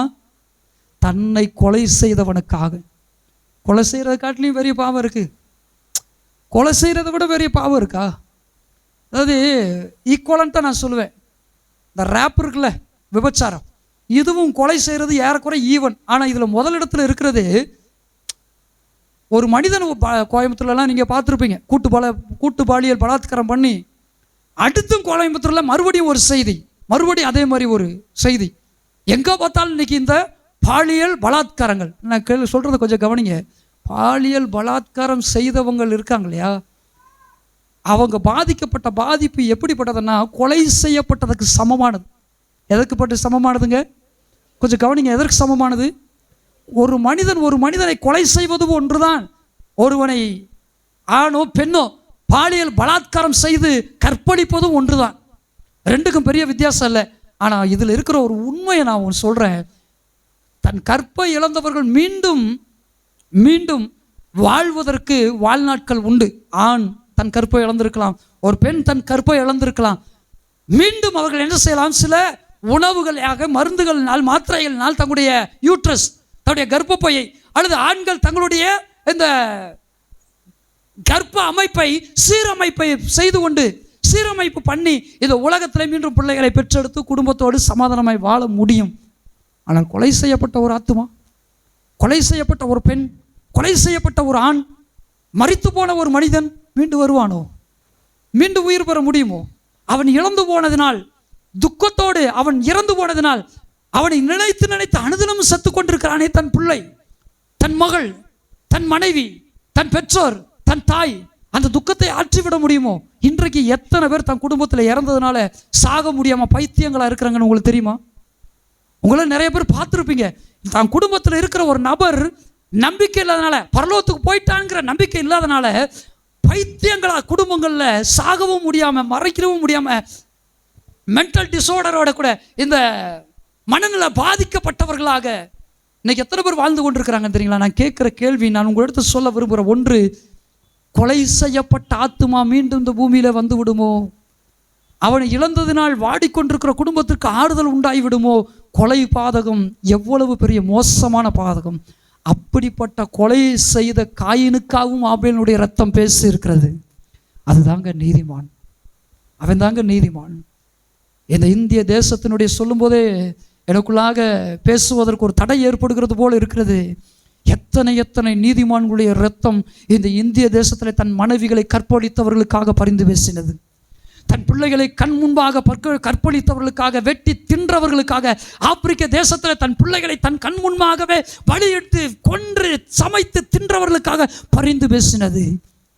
அதாங்க நீதிமான், அதாங்க நீதிமானுடைய ரத்தம், அதாங்க ஆபேலுடைய சந்ததி, அதாங்க கிறிஸ்துவனுடைய சந்ததி. அந்தோ பரிதாபம்! என்று இருக்கிற கிறிஸ்தவ சமுதாயம் சின்ன சின்ன வார்த்தைகளை பொறுத்து கொள்ள மாட்டேன். தன்னுடைய சொந்த சகோதரர்கள், தன்னுடைய சொந்த சகோதரிகள் பேசுகிற சின்ன சின்ன வார்த்தைகளை பொறுத்து கொள்வதற்கு மனம் இல்லாமல் திருப்பி பேசுகிறார்கள், திருப்பி ஏளனமாய் திட்டுகிறார்கள், சபிக்கிறார்கள், சாபம் விடுகிறார்கள். நாம் நீதிமானே ஆனால், நீதிமானின் சந்ததியானால், நமக்காகவும் மாத்திரமல்ல, நம்மை படித்து பேசுகிறவளுக்காகவும் ஜெபிக்கிறவளா இருக்க வேண்டும். நம்மை அவமதிக்கிறவளுக்காக ஜெபிக்கணும். எங்க உங்கள்கிட்ட நான் கேள்வி கேட்குறேன், எத்தனை பேருங்க மன்னிக்க முடியாமல் இருக்கிறீங்க? பிரியமானவர்களே,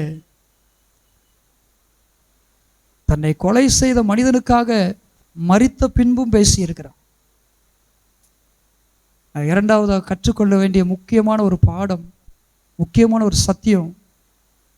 ஆபேல் உயிரோடு இருக்கும்போது அல்ல, தன்னை கொன்று ஓட்ட காயினுக்காக அவன் மரித்த பின்பு அவன் பேசுகிறான். நான் உங்களிடத்துல ஒரு காரியத்தை சொல்லுகிறேன். உங்களை தீமை செய்ய முயற்சி செய்யும் போது மாத்திரமல்ல, தீமை செய்த பின்பு அவர்களுக்காக ஜெபியுங்கள். உங்களை அவமானப்படுத்த முயற்சி செய்கிறார்களே, அவர்களுக்காக மாத்திரமல்ல, உங்களை அவமானப்படுத்துகிற பின்பும் உங்களை அவமானப்படுத்துகிறவர்களுக்காக ஜெபியுங்கள். அதுதான் பரிந்து பேசுகிற ஜெபம். அதுதான் ஒரு நீதிமானுடைய ஜெபம். எத்தனை பேர் அப்படி ஜெபம் பண்ணிட்டு இருக்கிறீங்க? ஆனால் எத்தனை பேருக்கு இன்னைக்கு மன்னிக்க மனம் இல்லை? எத்தனை பேருக்கு மன்னிக்கிறதுக்கு மனம் இல்லை? ஆபேலை குறித்து கவனித்தோ, இயேசுவின் ரத்தத்தை கவனிங்க. ஆபேலுடைய ரத்தம் பேசினை பார்க்கிலும் அதிக நன்மையானவைகளை பேசுகிற கிறிஸ்துவினுடைய ரத்தத்தின் இடத்துல வந்து சேர்ந்திருக்கிறோம். எந்த ரத்தத்தின் இடத்துல வந்து சேர்ந்திருக்கிறோம்? ஆபேலுடைய ரத்தம் பேசினதை பார்க்கிலும் அதிக நன்மையானவைகளை பேசுகிற கிறிஸ்துவின் ரத்தத்தின் இடத்திற்கு ரத்தம் தெளிக்கப்படுவதற்கென்று வந்து சேர்ந்திருக்கிறோம். இன்னைக்கு கிறிஸ்துவின் ரத்தம் தெளிக்கப்பட்டிருக்கு. நம்முடைய இருதயத்தில், உடைய உள்ளத்திலே புதிதான ஆவி உள்ளவர்கள் ஆகி, உடைய உள்ளத்திலே உடைய இருதயத்தில் கிறிஸ்துவின் ரத்தம் தெளிக்கப்பட்டவர்களாய் மாறி இருக்கிறீர்கள். ஒரு விஷயத்தை கவனிச்சிங்களா? இருதயம் தான் என்ன செய்துங்க? நம்முடைய எல்லாருடைய ரத்தத்தையும் பியூரிஃபை பண்ணுது. நம்முடைய எல்லாருடைய ரத்தத்தையும் பியூரிஃபை பண்ணுகிற அந்த பொறுப்பு யாருக்கு இருக்கு? நம்முடைய ஹார்ட்டில், நம்முடைய இருதயத்தில். இந்த பலிபீடத்தில் இயேசுவின் ரத்தம் சிந்தப்பட்டதுன்னா இன்றைக்கு இயேசுவின் ரத்தமும் நம்முடைய ரத்தமும் ஒன்றா இருக்குன்னு அர்த்தம். இன்னைக்கு நம்ம யாருடைய லைனேஜ், நம்ம யாருடைய வம்சம், நம்முடைய பிதா யாருங்க, நம்முடைய தகப்பன் யாருங்க, நம்முடைய அப்பா யாருங்க? இயேசு. நம்முடைய ரத்தத்தில் கலந்து, நம்முடைய இருதயத்தில் கலந்துருக்கிற இயேசுவின் ரத்தம் நம்முடைய ரத்தத்தோடு கலந்துருக்குன்னா அந்த இயேசுவின் ரத்தத்தில் இருக்கிற சுபாவம் தான் நம்முடைய ரத்தத்தில் இருக்கணும். ஒரு பழைய தமிழ் பாட்டு உண்டு. அதோடைய வரிகள் மாத்திரம் எனக்கு ஞாபகம் இருக்க, ராகம் என்ன என் மைண்டுக்கு வரல. என்ன தெரியுங்களா? வீடு என்றும் இல்லை, நாடு என்றும் இல்லை. எதுன்று கிடையாது? என்னுடைய வீடுன்னு இல்லை, என் நாடுன்னு இல்லை. கர்த்தாவே நீர் எந்தன் காருண்ய கோட்டையே, அந்த பாட்டில் தான் வரும் பாருங்க. வீடென்று நாடென்று சொல்லப்படுவதற்கு ஒன்றும் இல்லை ஆண்டவரே, என் நாடு பரலோகம். என் ரத்தம் இந்த பூமியில், இந்த வம்சத்தில் பிறந்த, இந்த ஜாதியில் பிறந்த, இந்த சமுதாயத்தில் பிறந்தேன் இல்லை, என் ரத்தம் கிறிஸ்துவின் ரத்தத்தோடு கறந்திருக்கிறது. நான் கிறிஸ்துவின் சந்ததியாக இருக்கிறேன், கிறிஸ்துவின் மகனாக, கிறிஸ்துவின் மகளாக இருக்கிற என் நாடு இந்த இந்திய தேசம் அல்ல, என் நாடு இந்த உலகம் அல்ல, இந்த பூமி அல்ல, என் தேசம் பரலோகம். என் ஆண்டவர் என் பிதா. நான் போக வேண்டிய ராஜ்யம் பரலோக ராஜ்யம். என் மொழி பரலோகம் பேசுகிற மொழி. அதனால் மொழியை குறித்து எனக்கு வைராக்கியம் கிடையாது, என் பரம்பரையை குறித்து எனக்கு வைராக்கியம் கிடையாது, என் நாட்டை குறித்து எனக்கு வைராக்கியம் கிடையாது. எல்லாத்தையும் நேசிக்கிறேன். என் மொழியை நேசிக்கிறேன், பரம்பரையை நேசிக்கிறேன், ஜாதியை, ஜனத்தை எல்லாத்தையும் நேசிக்கிறேன், என் நாட்டை நேசிக்கிறேன். நாட்டுப்பற்று எனக்கு அதிகமாகவே உண்டு. ஆனால் இவைகள் எல்லாவற்றையும் மேலாக பரலோகத்தையே நேசிக்கிறேன். பரலோக ராஜாவையே நான் எதிர்பார்க்கிறேன். என் ரத்தத்தோடு கலந்திருக்கிறேன். இயேசுவின் ரத்தத்திற்காகவே, இயேசுவின் நாமத்திற்காகவே நான் காத்து கொண்டிருக்கிறேன். அல்லேலூயா, அல்லேலூயா. கர்த்தருக்கு சித்தமான சீக்கிரமா இந்த பாட்டை படிக்கலாம். இந்த பாட்டை மைண்டில் வச்சுக்கோங்க, நான் மறந்துடுவேன். இருக்கா? இயேசுவின் ரத்தம் யாருடைய இருதயத்தில் இருக்கு? யாருடைய இருதயத்தில் இயேசுவின் ரத்தம் தெளிக்கப்பட்டிருக்குங்க? யாருடைய ரத்தம் தெளிக்கப்பட்டிருக்கு? ஒரு வேளை கவர்மெண்ட் வேலைக்காக வேணா நீங்கள் இந்த ஜாதி இல்லை, இந்த மதம் இல்லை அப்படின்னு நீங்கள் மாற்றாமல் இருக்கலாம். தயவு செய்து உங்களுடைய இருதயத்திலிருந்து தூக்கி எறிங்க. இந்த ஜாதி, இந்த மதத்தையெல்லாம் எங்கேருந்து எறிகிறீங்க?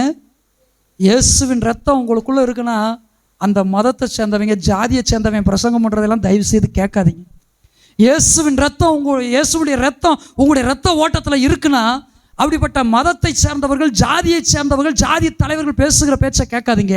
உங்களுடைய ரத்தம் இயேசுவின் ரத்தத்தோடு கலந்துருக்குன்னா you should be eager to hear the voice of Christ Jesus.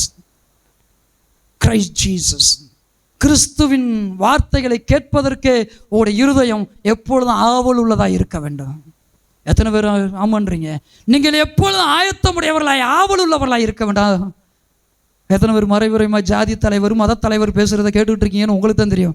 Social மீடியாக்கள்லையும் நான் சொல்கிற விஷயங்கள் அதுதான்.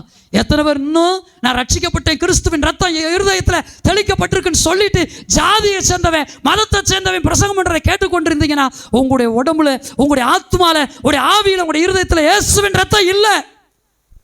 இயேசுவின் ரத்தம் இல்லாதனால தான் இன்னும் இந்த ஜாதி அடிமை, மத அடிமை, மொழி அடிமை. மொழி மொழி மொழி மொழி. இந்த தமிழ்நாட்டில் மொழி பேசுகிறவன் இருக்கிறான்.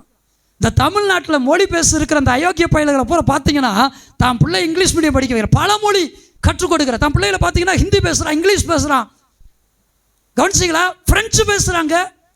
மொழி வைராக்கியங்களை, ஜாதி வைராக்கியங்களை, மத வைராக்கியங்களை, இன வைராக்கியங்களை தூண்டி விட்டு கொண்டிருக்கிறதான இந்த சோசியல் மீடியாக்களில் இன்ஃப்ளூயன்சராக இருக்கிறதான இந்த கொடும் பாவிகளுடைய சத்தத்தை ஒருபோதும் கேட்காதீர்கள். அது உங்களை பரலோகத்துக்கல்ல, உங்களை வஞ்சிக்கவே செய்யும். நம்ம நாடு, நம்ம மொழி, நம்ம இனம், நம்ம ஜாதி, நம்ம ஜனம் எல்லார் மேலேயும் அன்பு இருக்கு. எத்தனை பேர் ஆமான்றீங்க? நான் பிறந்த ஜாதியை, ஜனத்தை, சமுதாயத்தை, எல்லாம் இந்திய தேசத்தை எல்லாத்தையும் என் மொழியை எல்லாத்தையும் நேசிக்கிறேன். ஆனால் எல்லாத்து மேலே எனக்கு வைராக்கியம் கிடையாது. ஏன்னு தெரியுமா? உன்னை போல பிறனை நேசின்னு இயேசு எனக்கு கற்றுக் கொடுத்துருக்கிறார். இது தமிழில் ஒரு வார்த்தை உண்டு தெரியுமா? யாதும் ஊரே யாவரும். இது சொல்கிறதான் தமிழ் பண்டிட் எழுதி வச்சுட்டு போயிட்டான். நம்முடைய தமிழ் பண்டிட் சொல்லிட்டு போயிட்டாங்க, யாதும் ஊரே யாதும் ஊரே யாவரும் கேளீர்னு சொல்லி தமிழ் பண்டிட் எழுதி வச்சுட்டு போயிட்டான். இன்னைக்கு தமிழ்னு சொல்லுகிற இந்த தற்பிரியர்கள், பணப்பிரியர்கள் என்ன செய்யறா? கலகத்தை உருவாக்கிட்டு இருக்கிறா. இது அப்படியே எங்கக்குள்ள வந்துருச்சுன்னு தெரியுமா? எங்க வந்துருச்சு தெரியுமா? கிறிஸ்தவத்துக்குள்ள. இங்கிட்டு போனா நான் மலையாளின்றான், இங்கிட்டு கொஞ்சம் இறங்கி விட்டு அவன் மலையாளி தானே நான் தமிழன்றான், அங்கிட்டு போயிட்டா நான் வந்து மகாராஷ்டிராக்காரன் அப்படிங்கிறான், இங்கிட்டு போயிட்டா நான் ஒரிசாக்காரன்றான், என் லாங்குவேஜ் ஹிந்தின்றான், இங்கிட்டு போனால் நான் கன்னடக்காரங்கிறான், இங்கிட்டு போயிட்டோம்னா தெலுங்கு அப்படிங்கிறான், இங்கிட்டு கொஞ்சம் மேலே அதுக்கு மேலே போயிட்டுச்சுன்னா குஜராத்திங்கிறான், ராஜஸ்தானிங்கிறான். உலகத்தில் சொல்லலை, உலகத்தில் உங்களை சொல்ல யாருங்க? கிறிஸ்தவங்களை அனுபவப்படுறதுனால சொல்கிறேன். என்னதான் இருந்தாலும் அவன் மலையாளி விட்டு கொடுக்க மாட்டான்றான். இங்கிட்ட ஒரு சாரா பேசுகிறான், என்னதான் இருந்தாலும் நம்ம தமிழை நம்ம விட்டு கொடுக்கக்கூடாது. மலையாளிக்காக இயேசு ரத்தம் செஞ்சல, தமிழுக்காக இயேசு ரத்தம் செல்ல, ஹிந்திக்காரனுக்காக இயேசு ரத்தம் செல்ல, பாவிகளுக்காக இயேசு ரத்தம் சிந்தினார். ஒவ்வொரு பாவிக்காகவும் இயேசு ரத்தம் சிந்தினார். இயேசுவின் ரத்தம் ஒவ்வொருடைய பாவியையும் மனம் திரும்ப அழைக்கிறது, மகிமைப்படுத்துகிறது, பரலோக ராஜ்யத்தில் கொண்டு போய் சேர்க்கிறது, நரக பாதாளத்துக்கு தப்பு வைக்கிறது. அல்லேலூயா, அல்லேலூயா. ஆண்டவராய் இயேசுவின் நாமம் மகிமைப்படுவதாக. அவருடைய ரத்தம், இயேசுவின் ரத்தம் எப்படி ரத்தம் என்றால் குற்றமற்ற ரத்தம், நம்மை குற்றமற்றவர்களாய் மாற்றுகிற ரத்தம். எத்தனை பேர் ஆமன்றீங்க? எத்தனை பேர் அல்லேலூயா சொல்றீங்க?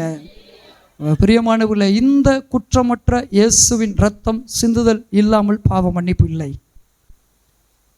இந்த குற்றமற்ற இயேசுவின் ரத்தம் சிந்துதல் இல்லாமல் வேற ஒரு விமோசனம் இந்த உலகத்தில் இல்லவே இல்லை. அதைத்தான் இந்த பரிசுத்த வேதாகமம் பேசுகிறது, போதிக்கிறது. பைபிளை படிச்சதுனால இன்னைக்கு நிறைய பேர் நான் பைபிளை படிச்சுட்டேன், எங்களுக்கும் பைபிள் தெரியுன்றான். ஆனால் பைபிளுடைய பேஸ் என்னன்னு தெரியாது. பைபிளுடைய பேஸ் என்னன்னு தெரியாது. பைபிளை நான் படிச்சுட்டதுனால நான் யானும் பைபிள் படிச்சவன்னு சொல்கிறேன் நிறைய பேர். ஆனால் பைபிளுடைய பேஸ் என்னன்றது தெரியாது இவனுக்கு. டீச்சர் ட்ரைனிங் படித்ததுனால எல்லாம் டீச்சர் ஆயிடுவாங்களா? நான் கேட்குறது புரியுதா? டீச்சர் ட்ரைனிங் படித்ததுனால, பிஎட் முடித்ததுனால எல்லாத்துக்கும் கவர்மெண்ட் வேலை போட்டு கொடுத்துருதா? பரீட்சை வைக்குது, பரீட்சைக்கு மேலே அடுத்து ஒரு பரீட்சை, அதுக்கப்புறம் என்னதுங்க நேர்முக தேர்வு அடிச்சு எவன் எலிஜிபிளானார், யார் தகுதியானாலும் போட்டு தான் தூக்கி போடுது. இல்லை நான் டபுள் எம்ஏ முடிச்சு நான் கிராஜுவேட்டு அப்படின்னு, இவங்க சிங்கிள் எம்ஏ தான் அப்படின்னு கவர்மெண்ட் எதுவும் எதிர்பார்க்க போதா? நோ. யார் எக்ஸாமில் பாஸ் பண்ணுறா? யார் நேர்முக தேர்வில் பாஸ் பண்ணுறா? பைபிளை படிச்சிருக்கேன்னு சொல்கிறான். ஆனால் பைபிளை படித்து பாஸ் பண்ணுறவன் யார்? அவனுக்கு தான் சத்தியம் தெரியும். பைபிளை படித்து வேதத்தை வாசித்து இதில் பாஸ் பண்ணுற ஆள் இருக்கு பாரு, அதுக்கு தான் உண்மையான எலிஜிபிள் கிடைக்கும், அதுக்கு தான் உண்மையான தகுதி கிடைக்கும். எங்கே? பரலோகம் போவதற்கும் பரலோகத்தை குறித்து பிரசங்கம் பண்ணுவதற்கும். இன்றைக்கி சினிமாக்காரர், அரசியல்வாதி, ஆன்மீகக்காரவங்க, நாங்களும் பைபிளை படிச்சிருக்கோம் நாங்களும் சொல்கிறோம் அப்படின்னா அந்த பிரசங்கம் ரட்சிக்காது, ரட்சிக்காது.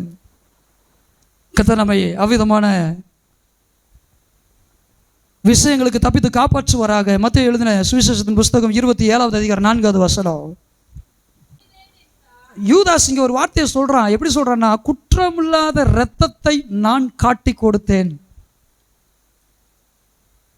நான் இப்போ உங்கள்கிட்ட ஒரு கேள்வி கேட்கவா? போது பைபிளெல்லாம் க்ளோஸ் பண்ணுங்க. ஒரு 2 வசனத்தை வாசிப்பேன்னு நினைக்கிறேன், அப்படி முடிச்சிருவேன் பிரசங்கள். எல்லாரும் இந்த வாசிக்கிறவங்க மாத்திரம் பைபிளை ஓப்பன் பண்ணி வச்சுக்கோங்க. எல்லோரும் க்ளோஸ் பண்ணுங்க, எல்லோரும் க்ளோஸ். நான் உங்கள்கிட்ட கேட்குற கேள்வி, யூதா என்கிற ஒரு மனிதன் இருந்தான், ஸ்காரியோத் என்கிற அழைக்கப்பட்ட யூதாஸ் காரியத்துன்னு சொல்கிறோம் இல்லையா? இந்த யூதாஸ் இயேசுவை காட்டி கொடுத்தானா, குற்றமில்லாத இரத்தத்தை காட்டி கொடுத்தானா? அப்புறம் ஏன் மத்தேயு இங்கே குற்றமில்லாத இரத்தத்தை நான் காட்டி கொடுத்தேன்னு அவன் சொன்னதான் இங்கே எழுதியிருக்கிறார்.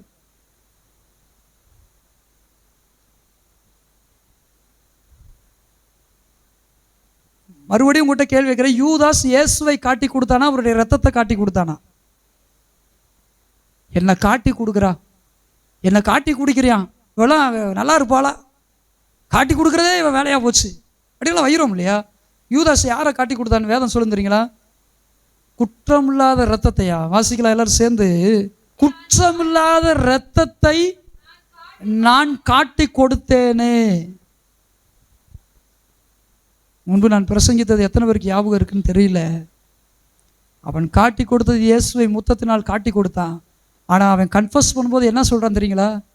குற்றமில்லாத இரத்தத்தை நான் காட்டி கொடுத்துட்டேன் அப்படின்னு. என்ன அர்த்தம்? எனக்காகவும் அது பரிந்து பேசுது, எனக்காகவும் அது பரிந்து பேசுது. குற்றமில்லாத இரத்தத்தை நான் காட்டி கொடுத்தேன்னு ஏன் சொல்கிறான்? காட்டி கொடுத்த எனக்காகவும் அது பரிந்து பேசுகிற ரத்தம். துரோகம் பண்ண எனக்காகவும் பரிந்து பேசுகிற ரத்தம், துரோகியான எனக்காகவும் பரிந்து பேசுகிற ரத்தம்.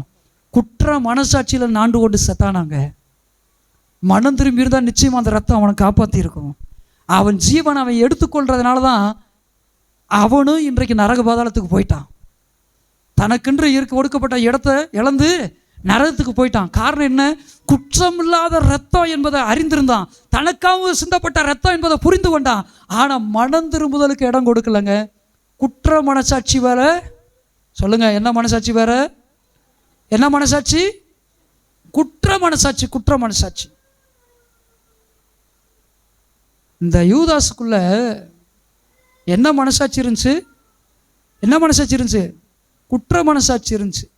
குற்றமில்லாத ரத்தத்தை அவனுக்குள்ள அந்த குற்ற மனசாட்சி வாழ்ந்து அந்த மனம் திரும்புதலுக்கு ஏற்ற அந்த இருதயம் தாங்க எல்லாம் போச்சு. தன்னையே மாய்த்து கொண்டான். கவனிக்கிறீங்களா? அவன் கன்ஃபஸ் பண்ண அவன் இன்னும் மனம் கசந்து அழுது இருந்தான், நிச்சயமாக அவனும் ரட்சிக்கப்பட்டிருப்பான், அவனும் மீட்கப்பட்டிருப்பான். ஆனால் அவன் அழிந்து போனதுக்கு காரணம் என்ன? தன் உயிரை மாய்த்து கொண்டதினால். தன் உயிரை மாய்த்து கொண்ட ஒரே காரணம் தாங்க. அதனால தான் சொல்கிறது, தற்கொலை பண்ணி சாகிறது பூரா அந்த ரட்சிக்கப்பட்டுட்டு நான் தற்கொலை பண்ணுறேன்றது வருதுங்க. திடீர்னு செத்துக்கத்து போயிட்டுன்னு வச்சுக்க, நேரம் நரகம் தான், பரலோகம் கிடையாது. ரட்சிக்கப்பட்ட குடும்பங்களுக்காக சொல்கிறேன், சோசியல் மீடியாலும் கேட்க போகிற குடும்பங்களுக்காக சொல்கிறேன். நான் செத்து போயிட்டா நல்லா இருக்கும்.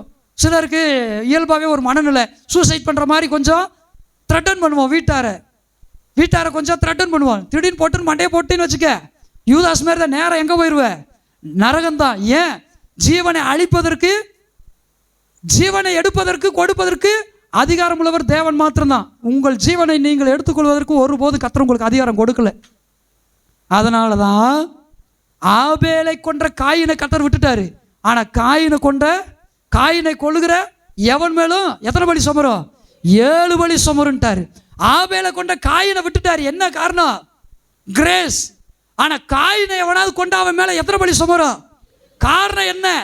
கொல்லுவதற்கு, அதாவது அழிப்பதற்கு, உயிர் கொடுப்பதற்கு தகுதியான அதிகாரமுடைய ஒரே தெய்வம் கடவுள் கர்த்தர் மாத்திரம்தான். சிருஷ்டிகர் மாத்திரம்தான், யாவே மாத்திரம், யெகோவா மாத்திரம்தான். அவரை தவிர எதுக்கும் இந்த உரிமையும் கிடையாது, அதிகாரமும் கிடையாது. அப்போ உங்கள் ஏன் உயிர் தானே நான் அழிச்சுக்கிறேன்னா, உங்கள் உயிருக்கு நீங்கள் அதிகாரி அல்ல. உங்கள் உயிரை எடுத்துக்கொள்வதற்கு நீங்கள் தற்கொலை பண்ணுவீர்கள் என்றால் யூதாசலை போன்றுதான் நீங்கள் மீட்படைய மாட்டீர்கள். நிச்சயமாக மரணத்தை தான் தழுவீர்கள். ஆதியாமத்து இல்லை அப்போஸ்தலர் நடவடிக்கைகளில் வாசிக்கிறோம், தனக்கென்று கொடுக்கப்பட்ட அந்த ஸ்தானத்தை இழந்து போனான் யூதாஸ். நரகத்திற்காக தேர்ந்தெடுக்கப்பட்டவன் அல்ல. அவனுக்கென்று கர்த்தர் ஒரு மேன்மையான இடத்தை வைத்திருந்தார். ஆனால் தன் ஜீவனை அவன் மாய்த்து கொண்டதனால் யூதாஸ் நரகத்திற்கு போனதுக்கு ஒரே காரணம் இயேசுவை காட்டி கொடுத்ததல்ல, தன்னை அழித்து கொண்டதே. கிறிஸ்தவத்தில் அந்த தற்கொலை பண்ண முயற்சி பண்ணுற கேஸுக, தற்கொலை அந்த சூசைட் பண்ணி கொஞ்சம் த்ரெட்டன் பண்ணலாம், பயமுறுத்தலான்னு சொல்கிறதுக்கெல்லாம் கொஞ்சம் சொல்லி வச்சுருங்க. மகனே தப்பி தவறி மண்டையை போட்ட, மகளே தப்பி தவறி மண்டையை போட்டேன்னா எங்கே தான்? டைரெக்டாக இங்கே தான். இங்கே இருக்கிற மன அழுத்தத்தையே உன்னால் தாங்க முடியல, இங்கே இருக்கிற மன அழுத்தமே உன்னால் முடியல, மண்டையை போட்டேன்னு வச்சுக்க, டைரெக்டாக எங்கே தான்? சொல்லுங்க சத்தமா. அப்போ நம்ம ஜீவனை எடுப்பதற்கும் கொடுப்பதற்கும் அதிகாரமுடைய ஒரே தேவன் யாரு? சொல்லுங்க சத்தமா. நம்முடைய ஜீவனை எடுத்துக்கொள்வதற்கு நமக்கு அதிகாரம் இல்லை, நமக்கு உரிமை இல்லை. குற்றமில்லாத அந்த இரத்தத்தினிடத்தில் வந்திருக்கிறோம். அந்த இரத்தம் நம்மை குற்றமற்றவர்களாய் மாற்றுகிறது. ஆமென். இந்த இம்மானுவேலின் இரத்த ஊற்றிலே மூழ்கிற எந்த பாவியும் கள்ளனும் சுத்தமாகிறான். அல்லேலூயா. பழைய பாட்டு உண்டு பாருங்க, இம்மானுவேலின் இரத்த ஊற்று. அதோ இம்மானுவேலின் இரத்த ஊற்றுன்னு சொல்லி நிறைய பாட்டு இருக்குது. அதில் ஒரு 2 பாட்டு சூப்பராக இருக்கும், ரொம்ப அருமையான பாடல்கள். அவ்வூற்றில் கள்ளனும் மூழ்கி சுத்தமாகினான். பாடலை கற்றுக்கொண்டு வாங்க, ஒரு நாள் நம்மளுடைய சபையில் நாம் படிக்கலாம். எல்லாரும் சேர்ந்து ஒரு தடவை வாசித்தலாமா? எபிரேயர் 12:25 வாசித்து எல்லாம் முடிக்கலாம். எபிரேயர் 12:25, பேசுகிறவருக்கு செவி கொடுக்க மாட்டோம் என்று விலகாதபடி எச்சரிக்கையாயிருங்கள். அவருடைய இரத்தம் என்ன செய்கிறது? உங்களுக்காகவும் எனக்காகவும் பரிந்து பேசுகிறது. அதே நேரத்தில் என்ன செய்கிறது என்றால், அந்த இரத்தம் நம்மை எச்சரிக்கவும் செய்கிறது. அந்த இரத்தம் நம்மை எச்சரித்தும் பேசுகிறது. ரோமர் 5:9 வாசிக்கிறோம், நாம் அவருடைய இரத்தத்தினாலே நீதிமான்கள் ஆக்கப்பட்டிருக்க அவராலே கோபாக்கினைக்கு நீங்களாக ரட்சிக்கப்படுவது அதிக நிச்சயம். எப்பேற்பட்ட பாவத்தையும் நீக்குகிற ஜீவ இரத்த ஊற்று தான் அந்த இயேசுவின் இரத்த ஊற்று. அல்லேலூயா.